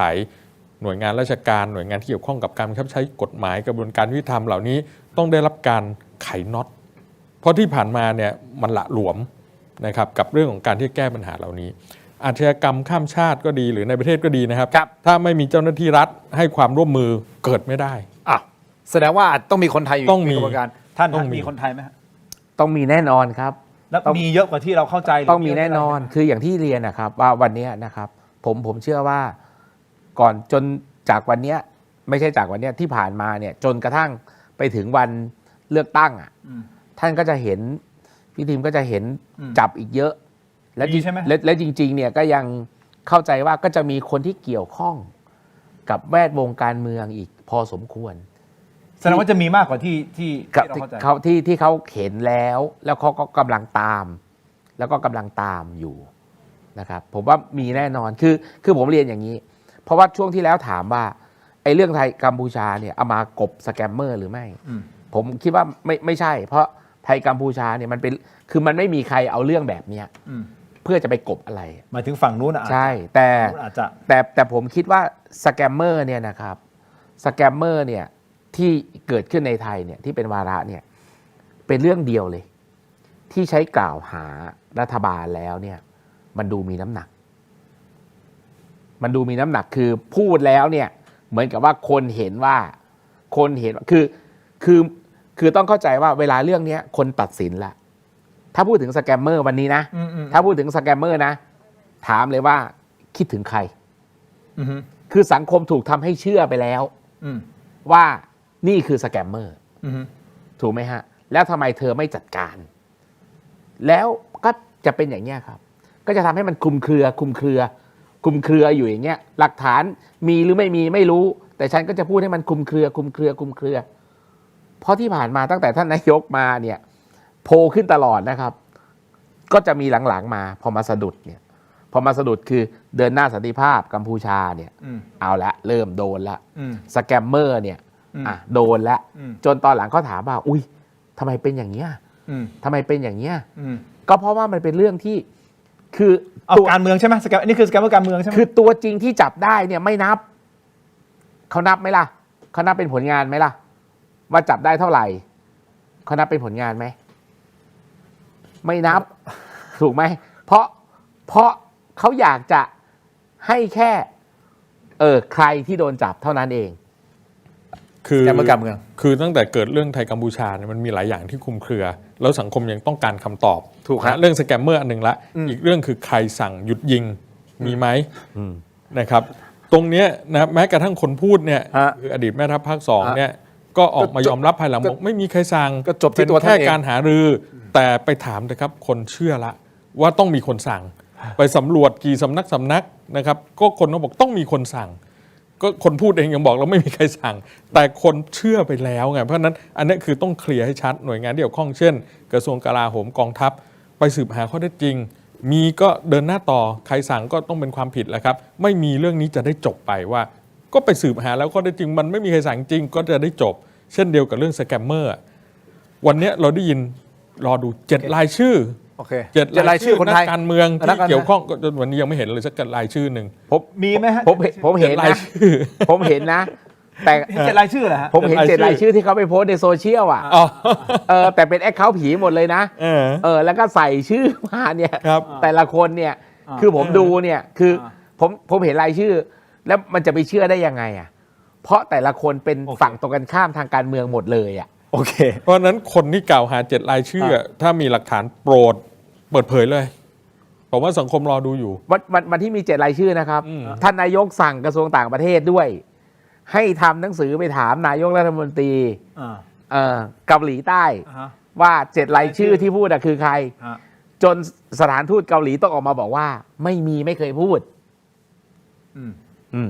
อ้าวแต่คนเชื่อไปแล้วไง7 รายชื่อว่ามี7รายชื่อเพราะนั้นต้องกลับไปถามคนจุดประเด็นน่ะว่าเปิดได้หรือยัง7รายชื่อเนี่ยผมเคยถามอ่ะ ครับเขายังไม่บอกผมนะ เขามียัง เขาส่งให้ดูยังก็บอกว่าออฟเรคคอร์ดครับออฟเรคคอร์ดขอดูหน่อยยังไม่บอกออฟเรคคอร์ดก็ยังไม่บอกใช่ไหมโบออฟเรคคอร์ดเราพยายามถามเนาะอันนี้เราก็ยังพยายามถามนะ ใช่ไง นั่นแหละแต่ ผมถึงบอกไงว่าถ้ามีเนี่ยอยากให้โชว์ จริงครับจะได้เคลียร์โชว์แล้วก็มีหลักฐานก็ดำเนินคดีจะได้เคลียร์มีบางคนเคยบุกไปพักด้วยนะครับเคยบุกไปพักแล้วก็เรื่องราวใหญ่โตทำเรื่องราวใหญ่โตเขียนจดหมายมาฉบับหนึ่งขอเจอคุณเนวิน แต่ไม่ได้มีเรื่องอะไรคุยแต่จะขอคือทำมาเนี่ยแล้วใส่มาบอกมีหลักฐานมีอะไร ตัดข่าวตัดแปะตัดแปะเราก็อยากเห็นหลักฐาน อย่างนี้เป็นต้นซึ่งมันเป็นความต้องการที่ชอบทำเนาะเราก็อยากเห็นหลักฐานเหมือนกันนะครับอันนี้ทางด้านท่านโฆษกอธิบายแบบนี้ครับแต่ผมขออนุญาตเอาละเรื่องนี้ประมาณนี้ก่อนแต่ผมขอไปที่เรื่องของการเมืองนิดนึงนะครับเดี๋ยวจะได้ถามท่านโฆษกว่าสรุปแล้วเนี่ยคุณวราวุฒิศิลปะอาชาจะมาอยู่กับภูมิใจไทยใช่หรือไม่ก่อนที่จะไปตรงนั้นนะครับคุณผู้ชมครับอาจารย์ยุทธพรเข้าประเด็นนะฮะขอตีหัวเข้าบ้านเลยครับคือด้านการเมืองก็ร้อนแรงนะครับคุณผู้ชมครับคดีของคุณทักษิณนะอัยการสูงสุดก็มีการอุทธรณ์คดีมาตรา112แล้วก็มีคำพิพากษาออกมาให้คุณทักษิณจ่ายภาษีกว่าอันนี้คือศาลฎีกานะฮะอีกศาลหนึ่งเนี่ยบอกว่าจ่ายภาษี 17,000 ล้านบาทอันนี้คือมันมีการมองนะฮะในกูรูทางด้านการเมืองหรือผู้สันทัดกรณีก็บอกมันเป็นการที่จะสกัดกั้นเพื่อไม่ให้คุณทักษิณได้ออกมาในช่วงของการหาเสียงเลือกตั้งหรือเปล่าอาจารย์มองไหมครับคือถ้ามองในเชิงกฎหมายก็บอกว่าไม่เกี่ยวกันนะเพราะว่าอำนาจก็เป็นของอัยการสูงสุดคุณพินิจนะครับที่อาจจะไม่ต้องทำตามกรรมการก็ได้แล้วเป็นเรื่องความผิดนอกราชอาณาจักรและในอีกด้านหนึ่งก็บอกว่าศาลฎีกาก็สามารถจะกลับแก้นะครับสิ่งที่ศาลชั้นต้นเนี่ยได้พิจารณาได้เหมือนกันแต่พอมองในมุมการเมืองเนี่ยคอการเมืองเขาก็บอกทำไมมันออกมาในช่วงเวลาที่มันใกล้เคียงกันแล้วเป็นช่วงเวลาที่เป็นหัวเลี้ยวหัวต่อนะกำลังจะเข้าสู่กระบวนการของการยุบสภากำลังจะไปสู่การเลือกตั้งนะมีประเด็นต่างๆที่เป็นมรสุมการเมืองเนี่ยเกิดขึ้นมากมายในช่วงนี้นะมันก็เป็นสิ่งที่คอการเมืองเขาก็จินตนาการกันไปได้นะว่าเกี่ยวข้องหรือไม่อะไรอย่างไรกับการเมืองซึ่งอันนั้นก็ไม่มีอะไรที่จะเป็นหลักฐานในการพิสูจน์ได้หรือว่าเกี่ยวหรือไม่เกี่ยวแต่ว่าผลกระทบอันนี้มีแน่นอนมีใช่ไหมอันนี้ผลกระทบมีแน่นอนเพราะอะไรเพราะว่าคุณทักษิณจริงอยู่อาจจะไม่ได้ดำรงตำแหน่งอะไรในพรรคเพื่อไทยแต่เป็นผู้นำจิตวิญญาณเป็นผู้นำจิตวิญญาณแล้วคุณทักษิณคือสัญลักษณ์ที่สำคัญเพราะนั้นวันนี้เนี่ยภายใต้ระยะเวลา3 เดือน 4 เดือนใน MOA เนี่ยแล้ววันนี้ก็เหลือประมาณแค่2 เดือนแค่นั้นนะครับฐานเสียงระดับพื้นที่เนี่ยมันแทบจะไม่ค่อยได้ขยับอะไรกันได้มากนักเพราะทุกพรรคเขาก็ต้องใช้ทางลัดกันหมดนะเราเห็นปรากฏการณ์ในการย้ายขั้วย้ายค่ายข้ามขั้วเลือดไหลเข้าเลือดไหลออกอะไรแบบนี้เยอะแยะมากมายดังนั้นพอเกิดปรากฏการณ์แบบนี้ความเชื่อมั่นจึงเป็นเรื่องที่สำคัญนะว่ากลุ่มการเมืองเนี้ยจะยังอยู่กันต่อไหมนะหรือตัวแสดงคนนี้จะย้ายค่ายไปอยู่อีกวิกหนึ่งไหมอะไรต่างๆเหล่านี้นะมันก็จะเกิดสิ่งเหล่านี้เกิดขึ้นแล้วพอเกิดประเด็นแบบนี้กับคุณทักษิณความไม่มั่นใจของผู้คนในพรรคเพื่อไทยเนี่ยมันมาแน่เลือดจะไหลออกอีกไหมฮะคือเลือดไหลออกจริงๆมีหลายพรรคนะแต่คนโฟกัสไปที่เพื่อไทยเป็นหลักนะครับไหลกันไปไหลกันมาเพราะว่ามันมีบทบาทคุณทักษิณนี่แหละที่ทำให้คนโฟกัสไปตรงนี้เป็นหลักเพราะนั้นเนี่ยส่งผลกระทบต่อความเชื่อมั่นของผู้คนในพรรคแล้ววันนี้เนี่ยพรรคเพื่อไทยเนี่ยถ้าเราดูระหว่างปัญหาภายในกับภายนอกเนี่ยผมว่าปัญหาภายในเนี่ยน่ากังวลกว่านะปัญหาภายนอกเนี่ยไม่ได้สำคัญเท่ากับปัญหาภายในนะครับเพราะภายนอกเนี่ยในสนามเลือกตั้ง3 สนามหลังสุดที่เป็นการเลือกตั้งซ่อมเพื่อไทยอาจจะชนะ1แล้วแพ้2ก็จริงแต่2ที่แพ้เนี่ยฐานไม่ได้หายไปไหนเยอะมากนักนั่นหมายความว่าแฟนๆของเพื่อไทยยังคงมีอยู่นะแต่ฐานเสียงเก่าไม่ไปไหนฐานเสียงใหม่ไม่มาเติมเนี่ยอันนี้คือปัญหาใหญ่อันนี้ฐานเสียงใหม่จะมาเติมได้ยังไงถ้าโครงสร้างในพรรคเนี่ยยังไม่ได้รับการแก้ไขเพราะฉะนั้นจึงบอกว่าวันนี้ประเด็นปัญหาเพื่อไทยมันอยู่กับเรื่องในพรรคนี่มากกว่านอกพรรคแล้วยิ่งมาเจอกรณีคุณทักษิณแบบนี้แล้วในพรรควันนี้มีแคมเปญยกเครื่องเพื่อไทยแต่ยังไม่ได้ยกเครื่องอะไรที่มันเห็นภาพแล้วมันว้าวใช่ไหมครับเพราะว่าสุดท้ายกลายเป็นการเปิดตัวผู้สมัครนะมีหัวหน้าพรรคคนใหม่กรรมการบริหารพรรคคนใหม่แต่ยังไม่มีอะไรที่ว้าวออกมาอันนี้คือโจทย์ที่ต้องรีบกลับไปแก้เขารอว่ารอก่อนรออะไรใกล้ๆจะได้มีว้าวแล้วผมแน่ใจแต่ที่แน่ๆคือเพื่อไทยอาจจะมีปัญหาภายในพรรคแต่ภูมิใจไทยเนื้อหอมแน่นอนช่วงนี้เนื้อหอมแน่นอนท่านโฆษกตรงนี้เนื้อหอมเดี๋ยวได้ถามกันแน่นอนนะแต่ก่อนที่จะไปที่คุณสิริพงศ์คุณผู้ชมครับเมื่อวานนี้นะฮะเมื่อวานนี้เองใช่ไหมครับที่คุณเอมก็คือคุณพินทองทาแล้วก็คุณพานทองแท้คุณโอ๊คเนี่ยเข้าไปเยี่ยมคุณทักษิณชินวัตรที่เรือนจำนะฮะแล้วหลังจากที่เยี่ยมเสร็จแล้วก็ออกมาแล้วให้สัมภาษณ์สั้นๆนะฮะเดี๋ยวไปฟังกันหน่อยนะครับเชิญครับค่ะก็เสียใจค่ะก็ท่านก็รู้สึกเจ็บช้ำค่ะจากเรื่องล่าสุดวันนี้ใช่ไหมคะทางคุณพ่อมีวิธีการจะแบบเตรียมต่อสู้ในเรื่องนี้ยังไงบ้างไหมคะ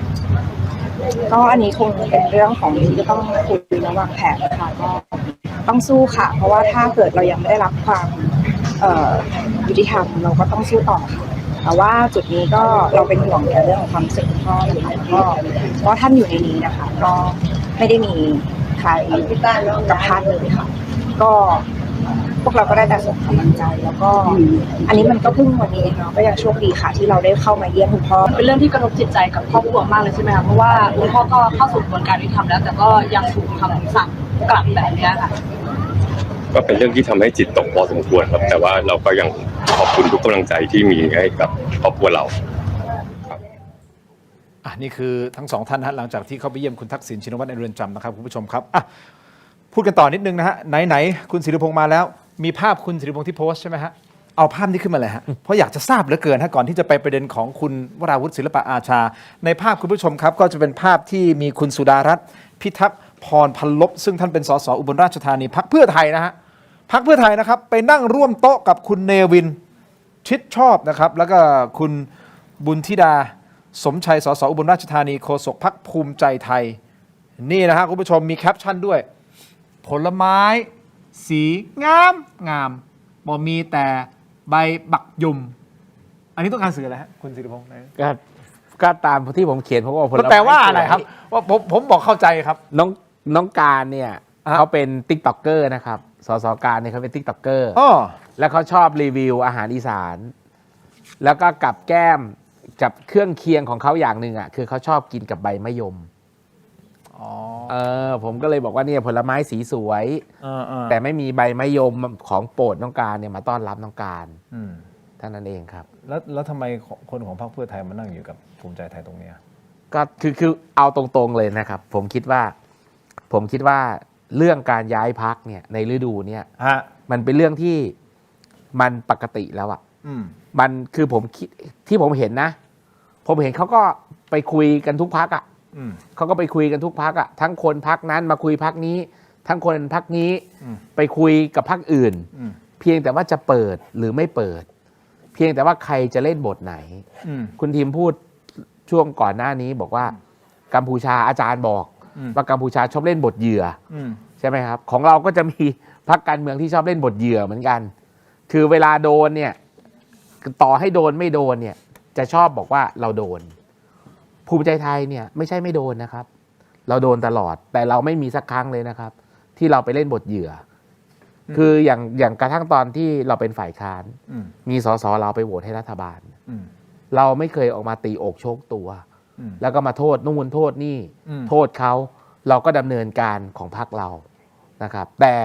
บางคนเนี่ยเขาก็จะมีความรู้สึกโอ้ไม่ได้ถ้าเธอมาอยู่กับฉันเธอเป็นฮีโร่แต่ถ้าเธอไปจากฉันเนี่ยเธอเป็นอะไรก็ไม่รู้นะครับผมคิดว่าวันนี้มาถึงวันนี้เขารู้อยู่แล้ว31 มกราคมนายกจะยุบสภาเขาใครจะย้ายพรรคก็ต้องเตรียมตัวแล้วมันก็เรื่องธรรมดาเรื่องปกติมันก็เรื่องธรรมดาการเขามาเราเป็นแค่หนึ่งในตัวเลือกของเขานะครับเหรอฮะยังไม่ได้บอกว่าเขาจะมาอยู่กับเรา 100% เขายังมีสิทธิ์เลือกเขายังมีสิทธิ์ตัดสินใจตราบที่เขายังไม่ได้มาสมัครเป็นสมาชิกพรรคตราบที่เขายังไม่ได้สวมเสื้อพรรคภูมิใจไทยโอเควันนี้อาจจะเห็นภาพก็แน่นอนแหละผมก็อาจจะลงกวนไปให้ดูแค่นั้นแค่นั้นไม่ได้มีอะไรหรือก่อนหน้านี้พี่ท็อปเดี๋ยวพี่ท็อปคุณวราวุฒิศิลปะอาชาเดี๋ยวถามอาจารย์ก่อนอาจารย์เอาประเด็นของคุณท็อปเลยฮะอาจารย์คิดว่าเรามองจากข้างนอกนะเดี๋ยวฟังคำตอบจากโฆษกนะคิดว่าคุณท็อปวราวุฒิยังไงฮะจะย้ายไปอยู่ภูมิใจไทยไหมผมว่าเขาไม่ย้ายไปไหนอะทั้งภูมิใจไทยหรือก่อนหน้านี้มีข่าวจะไปเป็นแคนดิเดตนายกเพื่อไทยด้วยนะครับอาจจะไม่ย้ายไปไหนเพราะวันนี้ฐานของพรรคชาติไทยพัฒนาเนี่ยลงไปสู่ความเป็นพรรคเฉพาะถิ่นเรื่อยๆละเขาต้องตรึงพื้นที่สุพรรณบุรีนะและบริเวณรอบๆเนี่ยเอาไว้ก่อนเพราะนั้นเนี่ยโอกาสถ้าเขาจะรักษาพรรคต่อนะครับก็คงไม่ย้ายถ้าย้ายก็แปลว่านั่นก็คือจบละสำหรับพรรคชาติไทยพัฒนานะเพราะนั้นเชื่อว่ายังไงก็ดีโอกาสย้ายเนี่ยถ้าไม่มีอะไรที่เป็นทางเลือกที่ดีนักก็คงไม่ย้ายอาจารย์มองงี้แต่เรื่องย้ายกี่เปอร์เซ็นต์ไม่ย้ายกี่เปอร์เซ็นต์ผมว่าโอกาสที่จะย้ายมีไม่ถึงสัก40โอเคแสดงว่ามีโอกาสไม่ย้ายมากกว่าย้ายแต่ว่าเรื่องปกติในการเมืองไทยเขาเรียกว่าพรรคเดียวกันแต่คนละพวกแล้วก็พวกเดียวกันแต่คนละพรรคแล้วกติกาวันนี้มันเอื้ออำนวยไงก็คืออะไรก็คือสังกัดพรรค30 วันถ้ายุบสภาถ้าไม่ยุบสภาก็90แต่นี่30เนี่ยมันเดือนเดียวเองครับนะรอปีใหม่เดี๋ยวก็เห็นภาพที่ชัดเจนมากขึ้นถ้ามีโอกาสท่านวราวุฒิศิลปะอาชาเคยมานั่งรายการแล้วนะครับเดี๋ยวเรียนเชิญท่านไปครั้งนึงจะได้ถามจากปากท่านแต่ก่อนที่จะไปถึงท่านฮะต้องโฆษกพรรคฮะตกลงยังไงฮะคุณท็อปวราวุฒิ ก็พี่ท็อปวันนั้นเนี่ยมาคุยอยู่2-3 เรื่องนะครับวันนั้นมาคุยอยู่2-3 เรื่องวันนั้นท่านหัวหน้าอันนี้เอาในเรื่องพักนะอันนี้เรื่องพักนะไม่ใช่เรื่องรัฐบาลนะเพราะตอนที่คุยนี้เลิกงานแล้วนะครับก็หัวหน้าก็ชวนไปด้วยนะครับก็พี่ท็อปเนี่ยมาคุยเรื่องอันดับแรกเนี่ยไปกับอานิกรเนี่ยก็นิกรจำนงใช่อานิกรเนี่ยแกก็จะโฟกัสคือกำลังทำอะไรอยู่ก็จะโฟกัสเรื่องนั้นเรื่องแรกที่มาพูดเลยคือรัฐธรรมนูญก็คุยกันว่าเรื่องรัฐธรรมนูญจะเอายังไงจะเดินหน้าแบบไหนนะครับพูดจบปุ๊บพี่ท็อปก็ถามถึงแนวทางในการเดินของภูมิใจไทยหลังจากนี้หลังจากเลือกตั้งคาดการว่าเป็นอย่างไรนะครับจะได้เสียงสักเท่าไหร่นะครับแล้วคิดว่าหลังจากเลือกตั้งแล้วเนี่ยอยากจะร่วมรัฐบาลกับใครนะครับก็คุยกันไปสัพเพเหระนะครับหัวหน้าก็ถามชวนเล่นๆบอกว่าเนี่ยเคยอยู่ด้วยกันเนี่ยโต้งก็เคยอยู่แบทก็เคยอยู่แชมป์ก็เคยอยู่ก็เพราะแต่ก่อนหน้านี้พวกผมมาอยู่พรรคชาติไทยหมดแล้วพอย้ายมาอยู่ภูมิใจไทยหัวหน้าก็บอกว่าเนี่ยตั้งแต่พวกนี้มาเนี่ยพรรคก็เปลี่ยนแปลงเพราะพอคนรุ่นใหม่เข้ามาช่วยกันรังสรรค์พรรคเนี่ยมันก็ทำให้รูปแบบของพรรคเปลี่ยนไปนะสนใจมาอยู่ด้วยกันไหมคือผมสนใจคำตอบของท่านมากฮะสนใจคือผมโน้มใกล้ถึงท่านมากแล้วนะครับสรุปพอถามว่าสนใจจะอยู่ด้วยกันไหมคุณท็อปตอบว่าคิดดูก่อนพี่เพราะพี่ท็อปบอกว่าพี่ท็อปมี10 คนพรรคชาติไทยเนี่ยชาติไทยพัฒนาเนี่ยมี10 คนครับถ้าเกิดว่าจะร่วมหรือไม่ร่วมมันต้องพร้อมกันทั้ง10 คนฉะนั้นถ้าอยากจะรู้คำตอบเนี่ยถามผมไม่รู้ต้องคุณทีมต้องโทรถามสสพรรคชาติไทยทั้ง10 คนถึงจะรู้อันนี้ผมพูดแบบไม่มีกั๊กเลยนะคืออย่างที่บอกไงฮะว่ามันเป็นเรื่องธรรมดาที่วันนี้ใครไปเจอใครเพราะเขาพูดถึงการเลือกตั้งในสมัยหน้าแล้วครับจริงๆโทรถามนี่คุณทินเคยทำนะขณะนั้นรวมไทยสร้างชาติจำได้ไหมโทรถามไล่ทีละคนน่ะอ๋อใช่เราเคยทำมีช่วงหนึ่งที่เราโทรถามรวมไทยสร้างชาติใช่ไหมโทรถามทีละคนถามว่าตกลงยังไงมีลายเซ็นเขายังบอกผมไม่ได้เซ็นนะจำได้ประเด็นตอนนั้นนะแล้ว10 คนนี่ยังไงเดี๋ยวบอกบอกคุณทินย้ายมาถึงวันเขาก็มาย้ายคุณโปรดิวเซอร์อันน่ารักที่สุดสวยของผมเนี่ยเดี๋ยวเขาจะจัดการหาคำตอบมาให้ผมหน่อยรายการนี้โหดจริงไม่โหดหรอกครับเราก็อยากรู้นึกออกไหมเราอยากรู้ครับเพราะว่าสุดท้ายคุณผู้ชมอย่างที่ผมพูดเสมอนะครับว่าการเมืองจริงๆมันเป็นเรื่องใกล้ตัวเพราะอะไรครับเพราะการเมืองจะกำหนดทิศทางของปากท้องของเรานั่นคือไฟนอลสุดท้ายสุดเลยของประชาชนการกินการอยู่การเป็นอยู่ความเป็นอยู่ของประชาชนมันขึ้นอยู่ที่การเมืองครับถ้าการเมืองดีปากท้องดีประชาชนดีการเมืองไม่ดีปากท้องมันจะไปอิ่มได้ยังไงล่ะครับประชาชนจะอยู่สุขได้อย่างไรถ้าการเมืองไม่ดีเพราะฉะนั้นผมถึงบอกว่าอันนี้คือโครงสร้างของประเทศและการเลือกตั้งที่จะเกิดขึ้นในครั้งหน้าที่อีกไม่กี่เดือนเนี่ยที่จะเกิดขึ้นเนี่ยประชาชนคนไทยต้องกำหนดทิศทางด้วยการเลือกสสเลือกพรรคที่ท่านชื่นชอบที่ท่านรู้สึกว่านี่คือพรรคที่จะมาเป็นตัวแทนของเราในการเป็นปากเป็นเสียงของเราในการบริหารประเทศให้นำพาประเทศไปสู่อนาคตที่สดใสและดีขึ้นเพราะสุดท้ายมันก็จะย้อนกลับมาปากท้องของเราอันนี้คือพูดกันแบบแฟร์ไม่ได้เข้าข้างพรรคใดไม่ได้อยู่สีเสื้อใดทั้งสิ้นโต๊ะถกไม่เถียงเราเปิดโอกาสเพื่อที่จะมาพูดคุยกันทุกหลากมาได้หมดแต่พี่ผ่านมาหลายคนก็จะบอกว่าเนี่ยรายการนี้สีส้มเพราะเวลาเราเชิญเราได้ความยากลำบากในการเชิญพรรคนู่นพรรคนี้พรรคนั้นไม่ใช่ไม่พยายามนะฮะน้องโบของเราเนี่ยหน้าเขาเนี่ยเขาต้องไปฉีดโบท็อกซ์เลยนะเพราะว่าผูกโบเลยนะตรงคิ้วเนี่ยนะฮะแต่นึกออกไหมเขาเครียดมากสุดท้ายก็คือพรรคสีส้มที่ให้คิวเราให้เวลามากกว่าอาจจะเป็นเพราะเป็นฝ่ายค้านหรือเปล่าผมไม่แน่ใจนะอันนี้คือผมก็พูดเขาตรงๆเพราะคุณเป็นฝ่ายค้านไงลองคุณมาบริหารสิผมพูดกับเขาเลยนะถ้าบริหารแล้วผมเรียนเชิญมาเนี่ยคุณจะให้เกียรติเราอีกหรือเปล่าอันนั้นอีกเรื่องหนึ่งนั่นคือเรื่องของอนาคตแต่ก็เข้าใจแหละแต่วันนี้เป็นเรื่องงามยามดีที่ท่านโฆษกมาให้เกียรติกับรายการเราเป็นอย่างสูงนะฮะอันนี้เป็นประเด็นหนึ่งที่อยากจะสะท้อนออกไปเอาแหละพอพูดถึงการเมืองปากท้องของประชาชนเลือกตั้งครั้งหน้าจะต้องถามคำถามนี้ครับว่ามีโอกาสไหมถ้า ที่ท่านอนุทินชาญวีรกูลนายกรัฐมนตรีและรัฐมนตรีว่าการกระทรวงมหาดไทยจะยุบสภาก่อนกำหนดครับไม่มีครับไม่มีครับประชุมกันเมื่อเช้าท่านนายกก็ยังยืนยันว่า31 มกราเป็นวันสุดท้ายของสภาชุดนี้ของรัฐบาลชุดนี้ครับเพราะฉะนั้นธงก็อยู่ที่31 มกราอยู่ที่31 มกราต่อให้อาจจะมีข่าวแว่วๆว่าจะมีการยื่นอภิปรายไม่ไว้วางใจก็ตามก็เป็นสิทธิ์ของฝ่ายค้านเป็นสิทธิ์ของฝ่ายค้านแล้วเราก็ไม่เคยท้าทายนะครับแต่เราก็บอกว่าเป็นสิทธิ์ของเขาที่เขาจะทำได้สิ่งที่ท่านอนุทินออกมาแถลงการก่อนหน้านี้ตอนที่อยู่สิงคโปร์นะครับตอนที่ไปเยือนสิงคโปร์อย่างเป็นทางการออกแถลงการเนี่ยอันนั้นก็คือ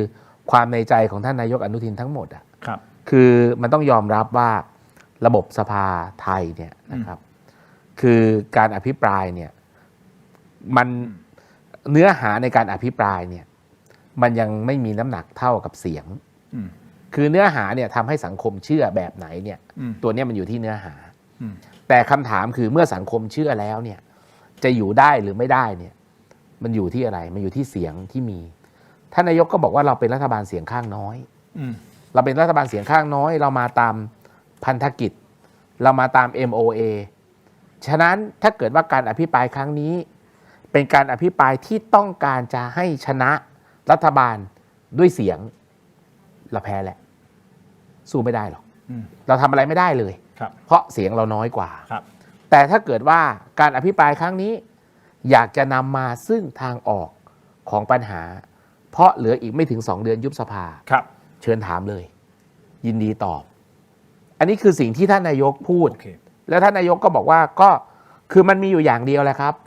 ยุบก่อนนะไม่ใช่แต่ถ้าเกิดว่าอภิปรายแล้วโหวตไม่ไว้วางใจแล้วท่านนายกแพ้อันนั้นก็คือรัฐบาลเนี่ยก็มีอันเป็นไปก็เท่านั้นเองงั้นสั้นๆฮะอาจารย์คิดว่าแน่นอนท่านโฆษกยืนยันแล้วท่านนายกพูดแบบนี้ว่า31 มกราคมคือวันที่ปักธงยังไงก็ยืนตามนั้นว่าจะยุบสภาวันนั้นแต่อาจารย์มองว่ามีโอกาสไหมมองจากคนนอกมีโอกาสไหมที่จะยุบสภาก่อนผมคิดว่าโอกาสน้อยกว่าที่จะไปยุบเพราะว่าวันนี้ถึงเป็นรัฐบาลเสียงข้างน้อยแต่ฝ่ายค้านก็อ่อนแอนะฮะทำไมจึงบอกว่ารัฐบาลเสียงข้างน้อยแต่ฝ่ายค้านก็อ่อนแอเพราะว่าเวลายื่นอภิปรายไม่ไว้วางใจเนี่ยเขานับเสียงไม่ไว้วางใจเขาไม่ได้นับเสียงไว้วางใจนะฮะถ้าเกิดกรณีเช่นว่ารัฐบาลเสียงไว้วางใจเขาน้อยกว่ากึ่งหนึ่งนะจะมีพรรคใดพรรคหนึ่งในฝ่ายค้านเนี่ยจะพรรคประชาชนหรือเพื่อไทยก็แล้วแต่งดออกเสียงรัฐบาลก็ยังได้ไปต่อแม้ว่าเสียงเขาไม่ถึงกึ่งหนึ่งเพราะเขานับเสียงไม่ไว้วางใจอันนี้ไอ้เสียงไม่ไว้วางใจเนี่ยมันจะเกินกึ่งหนึ่งคือ2 พรรคเนี่ยต้องจับมือกันซึ่งณวันนี้2 พรรคเนี่ยอ่อนแอทั้งคู่เลยคือพรรคประชาชนกับพรรคเพื่อไทยพรรคประชาชนกับพรรคเพื่อไทยพรรคเพื่อไทยก็มีทั้งเรื่องของการจะต้องเคลียร์บ้านในพรรคเสียก่อนเรื่องคุณทักษิณเข้ามาอีกนะพรรคประชาชนเองก่อนหน้านี้ก็เสียศูนย์พอสมควรกับการไปโหวตข้ามขั้วนะวันนี้นะอีกหลายประเด็นที่พรรคพูดขึ้นมาเนี่ยสแกมเมอร์จะต้องทำให้ชัดเจนซะก่อนเพราะนั้นสิ่งเหล่านี้ก็จะเป็นผลที่ทำให้ฝ่ายค้านอ่อนแอแม้ว่ารัฐบาลเสียงข้างน้อยเขาก็ยังไปต่อได้โอเคท่านโฆษกครับตอนนี้ปัญหาอะไรที่ท่านนายกรัฐมนตรีกังวลมากที่สุดยังไม่ต้องตอบนะครับผมขออนุญาตฮะมอบให้ก่อนครับท่านครับขออนุญาตครับท่านครับอันนี้มูลค่าทั้งหมดเนี่ยไม่เกิน 3,000 บาทแน่นอนนะฮะยืนยันครับคุณผู้ชมครับวันนี้พูดคุยกันมานานขอบคุณเม็ดอมซิงค์พลัสครับผลิตภัณฑ์ไมบาซินจากเกรเตอร์ฟาร์มามี3สูตรที่มีคุณประโยชน์จากวิตามินหลากหลายชนิดครับเม็ดอมซิงค์พลัสวิตามินซีและโคคิวเทนกลิ่นองุ่นมะนาวเม็ดอมซิงค์พลัสลูทีและบิลเบอรี่กลิ่นแบล็คเคอร์เรนต์เม็ดอมซิงค์พลัสเบต้ากลูแคนกลิ่นสตรอเบอรี่นะครับซิงค์มีส่วนช่วยในการทำหน้าที่ของระบบภูมิคุ้มกันและกระบวนการต่อต้านอนุมูลอิสระถ้าเจ็บคอไอหรืออยากเสริมภูมิคุ้มกันเลือกไมบาซินจากเกรเตอร์ฟาร์มาหาซื้อได้ที่ร้านสะดวกซื้อซุปเปอร์มาร์เก็ตร้านขายยาทั่วประเทศไมบาซินจากเกรเตอร์ฟาร์มาก้าวสู่60 ปีอย่างมั่นคงและยั่งยืนนะครับขอบคุณครับไมบาซินนะฮะขอบคุณมากครับอย่างนี้นะฮะยาดมสมุนไพรครับอันนี้ของดีครับตรามังกรทองครับสูตรดอกไม้หอมครับท่านโฆษกครับขออนุญาตนะครับท่านครับอาจารย์ครับนี่นะฮะยาดมสมุนไพรตรามังกรทองสูตรดอกไม้หอมนะครับได้รับรางวัล Premium Herbal Products นะผลิตภัณฑ์สมุนไพรคุณภาพปี 2568 ครับจากกรมการแพทย์แผนไทยและการแพทย์ทางเลือกบรรเทาอาการวิงเวียนศีรษะหอมเย็นชื่นใจจากอ้วยอันโอสถนะฮะอันนี้คือของดีแน่นอนครับอ้วยอันโอสถนะฮะอ้วยอันผมมารู้นะฮะเพิ่งมารู้นะว่าอ้วยอันมันมาจากภาษาคือแต้จิ๋วแหละใช่ไหมอ้วยอันมันมาจากภาษาจีนคืออ้วยอันก็คืออ้วยซึ่ง อันก็คืออันเฉียนเว่ยเซิงอันเฉียนเว่ยเซิงก็คือความสะอาดความบริสุทธิ์ความสะอาดอันเฉียนก็คือปลอดภัยโอ้ความหมายดีมากเว่ยอันโอสถสงสัยมานานแล้วเหมือนกั เว่ยอันโอสถเว่ยมันมาจากคำว่าเว่ยเซิงเว่ยเซิงก็คือความสะอาดอะไรเงี้ยฮะสุขภาพความสะอาดของดีฮะของดีต่อครับ Seagull Electric ครับเครื่องใช้ไฟฟ้าขนาดเล็กครับที่ตอบโจทย์ทุกการใช้งานหุงเก่งทำได้หลากหลายนะครับอร่อยได้มากกว่าหุงข้าวหม้อหุงข้าวดิจิทัล 1.8 ลิตรครับหุงข้าวขึ้นหม้อ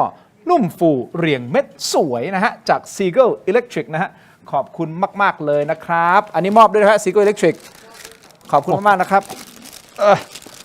ทีมงานของผมน่ารักมากนะครับยัดใส่ถุงซะแน่นเลยนะครับเอาไม่ออกเลยนะฮะทำให้ผมทำงานลำบากขึ้นแต่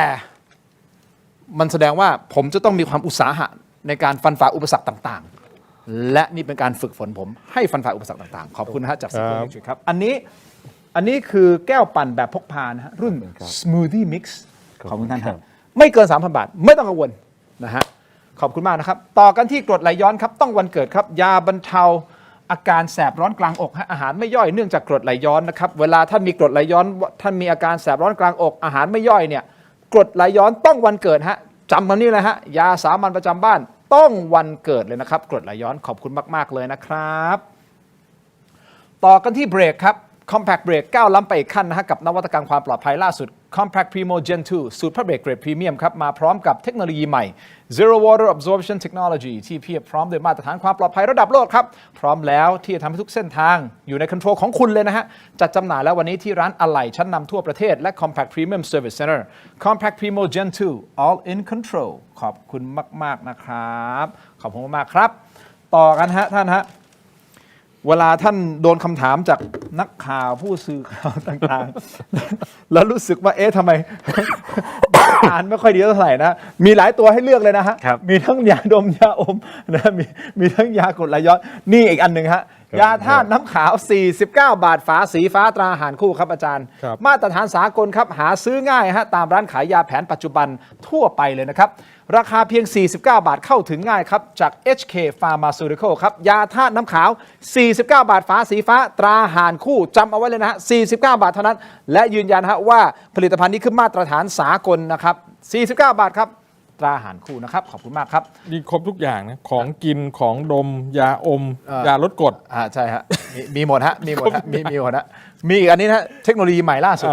นวัตกรรมใหม่ BrainTech Tri-Screen ครับจอเสริมสุดล้ำที่สามารถทำงานพร้อมกันได้ถึง4หน้าจอในเวลาเดียวกันด้วยความคมชัดระดับ Full HD นะครับและการเชื่อมต่อที่ง่ายสุดๆเพียงเสียบสาย USB Type C ก็พร้อมใช้งานทันทีน้ำหนักเบาด้วยนะฮะพกพาสะดวกครับถ้าท่านสนใจนะฮะไปที่ Facebook Tero Digital นะครับอย่าพลาดนะฮะตอนสั่งซื้อใส่โค้ด Let's Play AI รับส่วนลดทันที 2,000 บาทคุณผู้ชมครับไม่แจกจอมั้งฮะมีคนถามผมเยอะมากทำไมไม่แจกจอผมต้องเรียนถามเจ้าของผลิตภัณฑ์ก่อนนะว่าจะแจกจอไหมถ้าแจกนี่ผมรับไม่ได้ รับไม่ได้เกิน 3,000 บาทแน่นอนแต่ไม่ใช่ผมเท่านั้นนะฮะที่ขายของเก่งก่อนที่จะไปอีกท่านหนึ่งที่เขาจะขายของด้วยเนี่ยผมขอไปอีกผลิตภัณฑ์เดียวครับชนอโรมาทิก CHOL ครีมทามือฮะไปที่ Shopee Lazada รวมถึง TikTok นะครับแล้วก็ Facebook พิมพ์คำว่า CHOL ชนครีมทามือนี่ฮะคือครีมทามือสูตรน้ำมันหอมระเหยนะครับซ่อมแซมฟื้นฟูผิวหนังนะครับมีสารสกัดธรรมชาติต่างๆที่ธรรมชาติแท้ๆเลยนะครับอยู่ในนี้ไม่มีน้ำหอมที่เป็นสังเคราะห์นะครับแต่เป็นน้ำมันหอมระเหยนะครับเราทำครีมทามือนี้นะครับซึมไวครับเนื้อไม่เหนียวเหนอะหนะด้วยนะฮะลดริ้วรอยได้ด้วยนะครับถ้าใช้อย่างต่อเนื่องคือผมขายผลิตภัณฑ์นี้ที่ศูนย์การค้านะครับไม่ว่าจะเป็นไอคอนสยามเซ็นทรัลเวิลด์เอ็มควอเทียสยามพารากอนคิงพาวเวอร์ขายมาหลายปีแล้วนะครับเพราะฉะนั้นเนี่ยชาวต่างชาติยอมรับเป็นผลิตภัณฑ์ที่ชาวต่างชาติยอมรับนี่คือเป็นหมวดหนึ่งเท่านั้นของสินค้าชนอโรมาทิกจริงๆเราเชี่ยวชาญเรื่องของน้ำมันหอมระเหยเกล็บบำบัดนะครับอันนี้เป็นหนึ่งใน SKU ที่เข้าถึงง่ายลองเข้าไปดูครับเปิดใจเข้าไปดูถ้าท่านใช้ครีมทามืออยู่แล้วก็ลองดูนะครับนะลองเข้าไปซื้อดูนะลองสนับสนุนกันหน่อยนะครับเพื่อค่านมของลูกผมครับขอบคุณครับขายกันอย่างนี้เลยขอบคุณมากๆนะครับเอาละท่านฮะครับอย่างที่ผมบอกไม่ใช่ผมคนเดียวที่ขายของเก่งนะฮะเสื้อของท่านท่านแต่งมานี้เพื่อที่จะขายของเช่นเดียวกันใช่ครับผมขออนุญาตนะฮะโอเคหลบในเนื้อฮะจะได้เห็นครับเห็นไหมทีมงานเห็นไหมนี่โอเคครับนี่ฮะพร้อมไหมฮะผมให้เวลาขาย โอเคครับให้เวลาขายของ 1 นาทีมาไม่ได้กำจัดขนาดจำกัดขนาดนั้น พร้อมฮะยังไงฮะ โอเค นี่คือ ครับ อะไรฮะ วันพรุ่งนี้แล้วนะครับ วัน ครับ ที่ 19 พฤศจิกายน ครับ 2568 นะครับ จะเป็นวันที่เริ่มอัพสกิลให้กับพ่อค้าที่เข้าโครงการคนละครึ่ง plus นะครับ อันนี้ก็คือการ plus ในส่วนของผู้ประกอบการ คือที่ผ่านมาเนี่ยคนละครึ่งเนี่ยเขาก็จะมีคือซื้อขายกันธรรมดา แต่รอบนี้เนี่ยทางรัฐบาลเนี่ยจัดให้ทั้งหมดเนี่ย400,000 สิทธิ์ในการที่มาก่อนได้ก่อนนะครับ ในการที่ฝั่งร้านค้าเนี่ยจะไปอัพสกิล ครับ โดยการอัพสกิลก็อย่างเช่นไปเรียนในแอปของธนาคาร ครับ นะครับธนาคารแอป MyMo ของออมสิน อืม นะครับหรือในสำนักงานของกรมพัฒนาธุรกิจ DBD ไปเลือกเรียนตัวไหนก็ได้นะครับเมื่อท่านไปเรียนในแอปเหล่านี้แล้วเนี่ยซึ่งเป็นหลักสูตรฟรีหมดนะครับท่านแคปเอาไว้ว่าท่านจบการศึกษา ถึงวันพรุ่งนี้ท่านไปลงรับสิทธิ์อัพสกิลท่านก็ส่งไปเลยว่าท่านจบการศึกษาแล้วเขาก็จะประมวลในแต่ละวันจะบอกเลยวันนี้เหลือ 400,000 สิทธิ์วันหลัดถัดไปอาจจะเหลือ 300,000 200,000 สิทธิ์อะไรอย่างเงี้ยนะครับแล้วจบโครงการวันที่19 ธันวาวันที่ 25 ธันวาท่านจะได้สิทธิ์คนละครึ่ง plus เข้าไปเนี่ยคือตอนที่ท่านรับเงินตอนที่ร้านค้ารับเงินคนละครึ่งเนี่ยสมมุติว่าท่านรับออเดอร์นี้200เป็นเงินประชาชน100เป็นสิทธิ์คนละครึ่งเนี่ยอีก100ท่านจะได้ท็อปอัพ 20% ของเงินที่รัฐอุดหนุน ก็คือ20 บาท ก็คือ20 บาท 20 บาท 20 บาทท่านจะได้รับแบบเนี้ยไปเรื่อยๆสมทบไปเรื่อยๆสูงสุดไม่เกิน 2,000 จะเป็นเงินท็อปอัพให้นะครับอันนี้คือวิธีที่ชวนท่านไปอัพสกิลไปเรียนแต่ถ้าท่านที่บอกว่าไม่เอาฉันไม่อยากเรียนฉันอยาก learning by doing เลยท่านไปสมัครใน food delivery platform หลังจากวันที่ 19 พฤศจิกาถ้าท่านสามารถเข้าไปขายใน food delivery platform ได้นะครับแล้วภายใน1 เดือนท่านมียอดขาย5 ออเดอร์อย่างต่ำท่านก็จะมีสิทธิ์ได้เปอร์เซ็นต์แบบนี้เหมือนกันไม่เกินคือ 20% จากยอดขายที่ได้รับเงินสนับสนุนจากรัฐนะจากภาครัฐ จาก ฝั่งของรัฐ ไม่เกินคนละ 2,000 ครับ นะครับแล้วอันนี้เนี่ยผมคิดว่าก็จะเป็นการอัพสกิลครั้งแรกที่เห็นผลเป็นรูปธรรมแล้วก็เป็นลักษณะที่ประชาชนเนี่ยมีสิทธิ์เลือกที่จะดำเนินการได้ว่าจะดำเนินการวิธีไหนแล้วไม่เสียค่าใช้จ่ายโดยที่รัฐสนับสนุนครับ คนละครึ่ง plus คนละครึ่ง up skill re skill ใช่ครับ ขายของแล้วนะฮะคุณผู้ชมครับแต่ก่อนที่จะไปคำถามสุดท้ายที่ผมบอกว่านายกรัฐมนตรีกังวลอะไรมากที่สุดก่อนที่จะไปที่ท่านโฆษกตอบนะฮะผมขอให้แค่ประเด็นเดียวมากที่สุดเลยนะครับมุมดูว่าอาจารย์ตรงใจกับท่านโฆษกหรือเปล่าในมุมของอาจารย์คิดว่าท่านนายกรัฐมนตรีตอนนี้กังวลใจเรื่องอะไรมากที่สุดขอแค่ประเด็นเดียวฮะท่าน การยุบสภาก่อนกำหนด MOA แค่นี้เลย ครับ คิดว่าน่าจะกังวลใจเรื่องนี้มากที่สุด กังวลใจเรื่องนี้สุด ท่านโฆษกครับ ปากท้องคือวันเนี้ยนะครับถ้าเกิดว่าใครดูรายงานเศรษฐกิจนะครับคือนักการเมืองเนี่ยความมุ่งหวังสำหรับนักการเมืองมีไม่กี่อย่างหรอกครับอย่างหนึ่งคือถ้าเกิดว่าชาวบ้านเนี่ยปากท้องดีโอกาสที่เราจะได้กลับมารับเลือกมันมีสูงนะครับวันนี้เนี่ยผมคิดว่าสิ่งที่ท่านนายกเนี่ยมีความกังวลมากที่สุดแล้วก็อยากจะทำให้มันจบเนี่ยคือการแก้ปัญหาปากท้องของชาวบ้านได้ครับ ครับคุณผู้ชมครับคิดเห็นอย่างไรสามารถคอมเมนต์เข้ามาได้นะครับแต่ไปดูโหวตหน่อยได้ไหมฮะโหวตครับโหวตเราถามว่าคุณชอบการสื่อสารของรัฐบาลชุดปัจจุบันหรือไม่ ชอบอยู่ที่ 19% ไม่ชอบอยู่ที่ 52% เฉยๆที่ 29% โอเค ท่านเฉยๆโอเคอยู่นะก็โอเคเฉยๆก็อาจจะแบบก็โอเคคือยอมรับได้ครับคือมีสกอร์ก็โอเคแล้วคือมีสกอร์ก็โอเคแล้วเพราะผมคิดว่าเป็นปกติโอเคคุณโบเราค้างคาอะไรอีกไหมไม่ค้างแล้วนะผมตอบทุกประเด็นผมถามทุกประเด็นหลักๆที่อยากจะทราบนะหลังจากนี้ก็หวังว่าคงจะได้รับเกียรติจากท่านโฆษกเพิ่มขึ้นอย่างต่อเนื่อง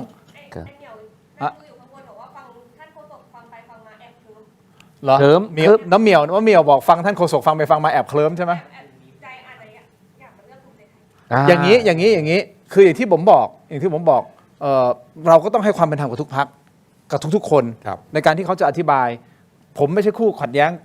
กับท่าน ผมไม่ใช่คู่ขัดแย้งของท่านนายกรัฐมนตรี ผมทำหน้าที่ในสื่อในการตั้งคำถามในหลาย ๆ ประเด็น ส่วนวันนี้ท่านให้เกียรติมาก็ถือว่าเป็นตัวแทนของรัฐบาล ครับ ในการอธิบาย ผมถามท่านตอบมาผิดถูกผมไม่ได้เป็นคนตัดสินนะ ครับ ผมไม่ได้ยืนยันด้วยถูกต้องไหมอาจารย์ ใช่ นั่นไม่ใช่หน้าที่เรา ใช่ครับ หน้าที่คือเราถามท่านตอบคุณผู้ชมจะเห็นว่าเฮ้ยตอบแบบนี้ไม่เวิร์กตอบแบบนี้ดี แล้วแต่ท่านเลยครับ ครับ นี่คือสังคมประชาธิปไตยวันนี้ขอบคุณท่านโฆษกมากๆเลยนะที่ให้เกียรติรายการ ยินดี โฆษกครับขอบคุณครับ ขอบคุณครับ อาจารย์ครับขอบคุณมากนะครับ ยินดีครับ วิเคราะห์ ขอบคุณ เยี่ยม ครับ เหมือนเดิม ขอบคุณครับ โอกาสหน้าเจอกันนะครับ ทั้งหมดนี้คือถกไม่เถียงลาคุณผู้ชมไปก่อนครับ สวัสดีครับ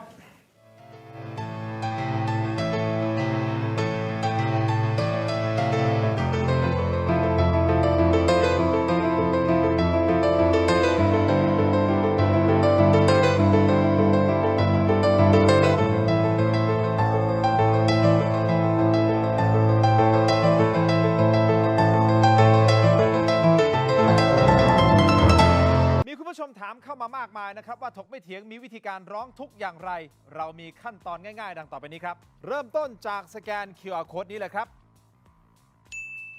จากนั้นนะครับท่านก็เข้าสู่หน้า Inbox ของรายการถกไม่เถียง เพียงท่านกดคำว่าเริ่มต้นระบบอัตโนมัติจะส่งลิงก์ที่ทีมถกไม่เถียงสร้างขึ้นมาให้แก่ท่านนะครับ รับรองว่าเป็นลิงก์ที่ปลอดภัย กดเข้าไปได้เลยครับ เมื่อเข้าไปถึงหน้านี้นี่นะฮะแค่นี้นะครับท่านก็พิมพ์เรื่องราวร้องทุกข์มาได้เลยนะครับแต่ผมมีทริค3 ข้อสำหรับการร้องทุกข์เข้ามาในรายการถกไม่เถียงนะครับ 1. เขียนเรื่องราวร้องทุกข์ของท่านให้ละเอียดชัดเจนและสรุปโดยง่ายที่สุดนะครับข้อที่ 2 เขียนชื่อเบอร์โทรของท่านให้ครบถ้วนสมบูรณ์ที่สุด และข้อที่ 3 ถ้าท่านมีภาพคลิปวิดีโอกล้องวงจรปิด หรือหลักฐานต่างๆนะครับส่งเข้ามาที่อินบ็อกซ์ของเราได้เลยครับเพียงเท่านี้นะครับเรื่องราวร้องทุกข์ของท่านก็จะเข้าสู่ระบบหลังบ้านของถกไม่เถียงอย่างแน่นอนนะครับอย่าลืมนะครับเดือดร้อนไร้ที่พึ่งนึกถึงถกไม่เถียง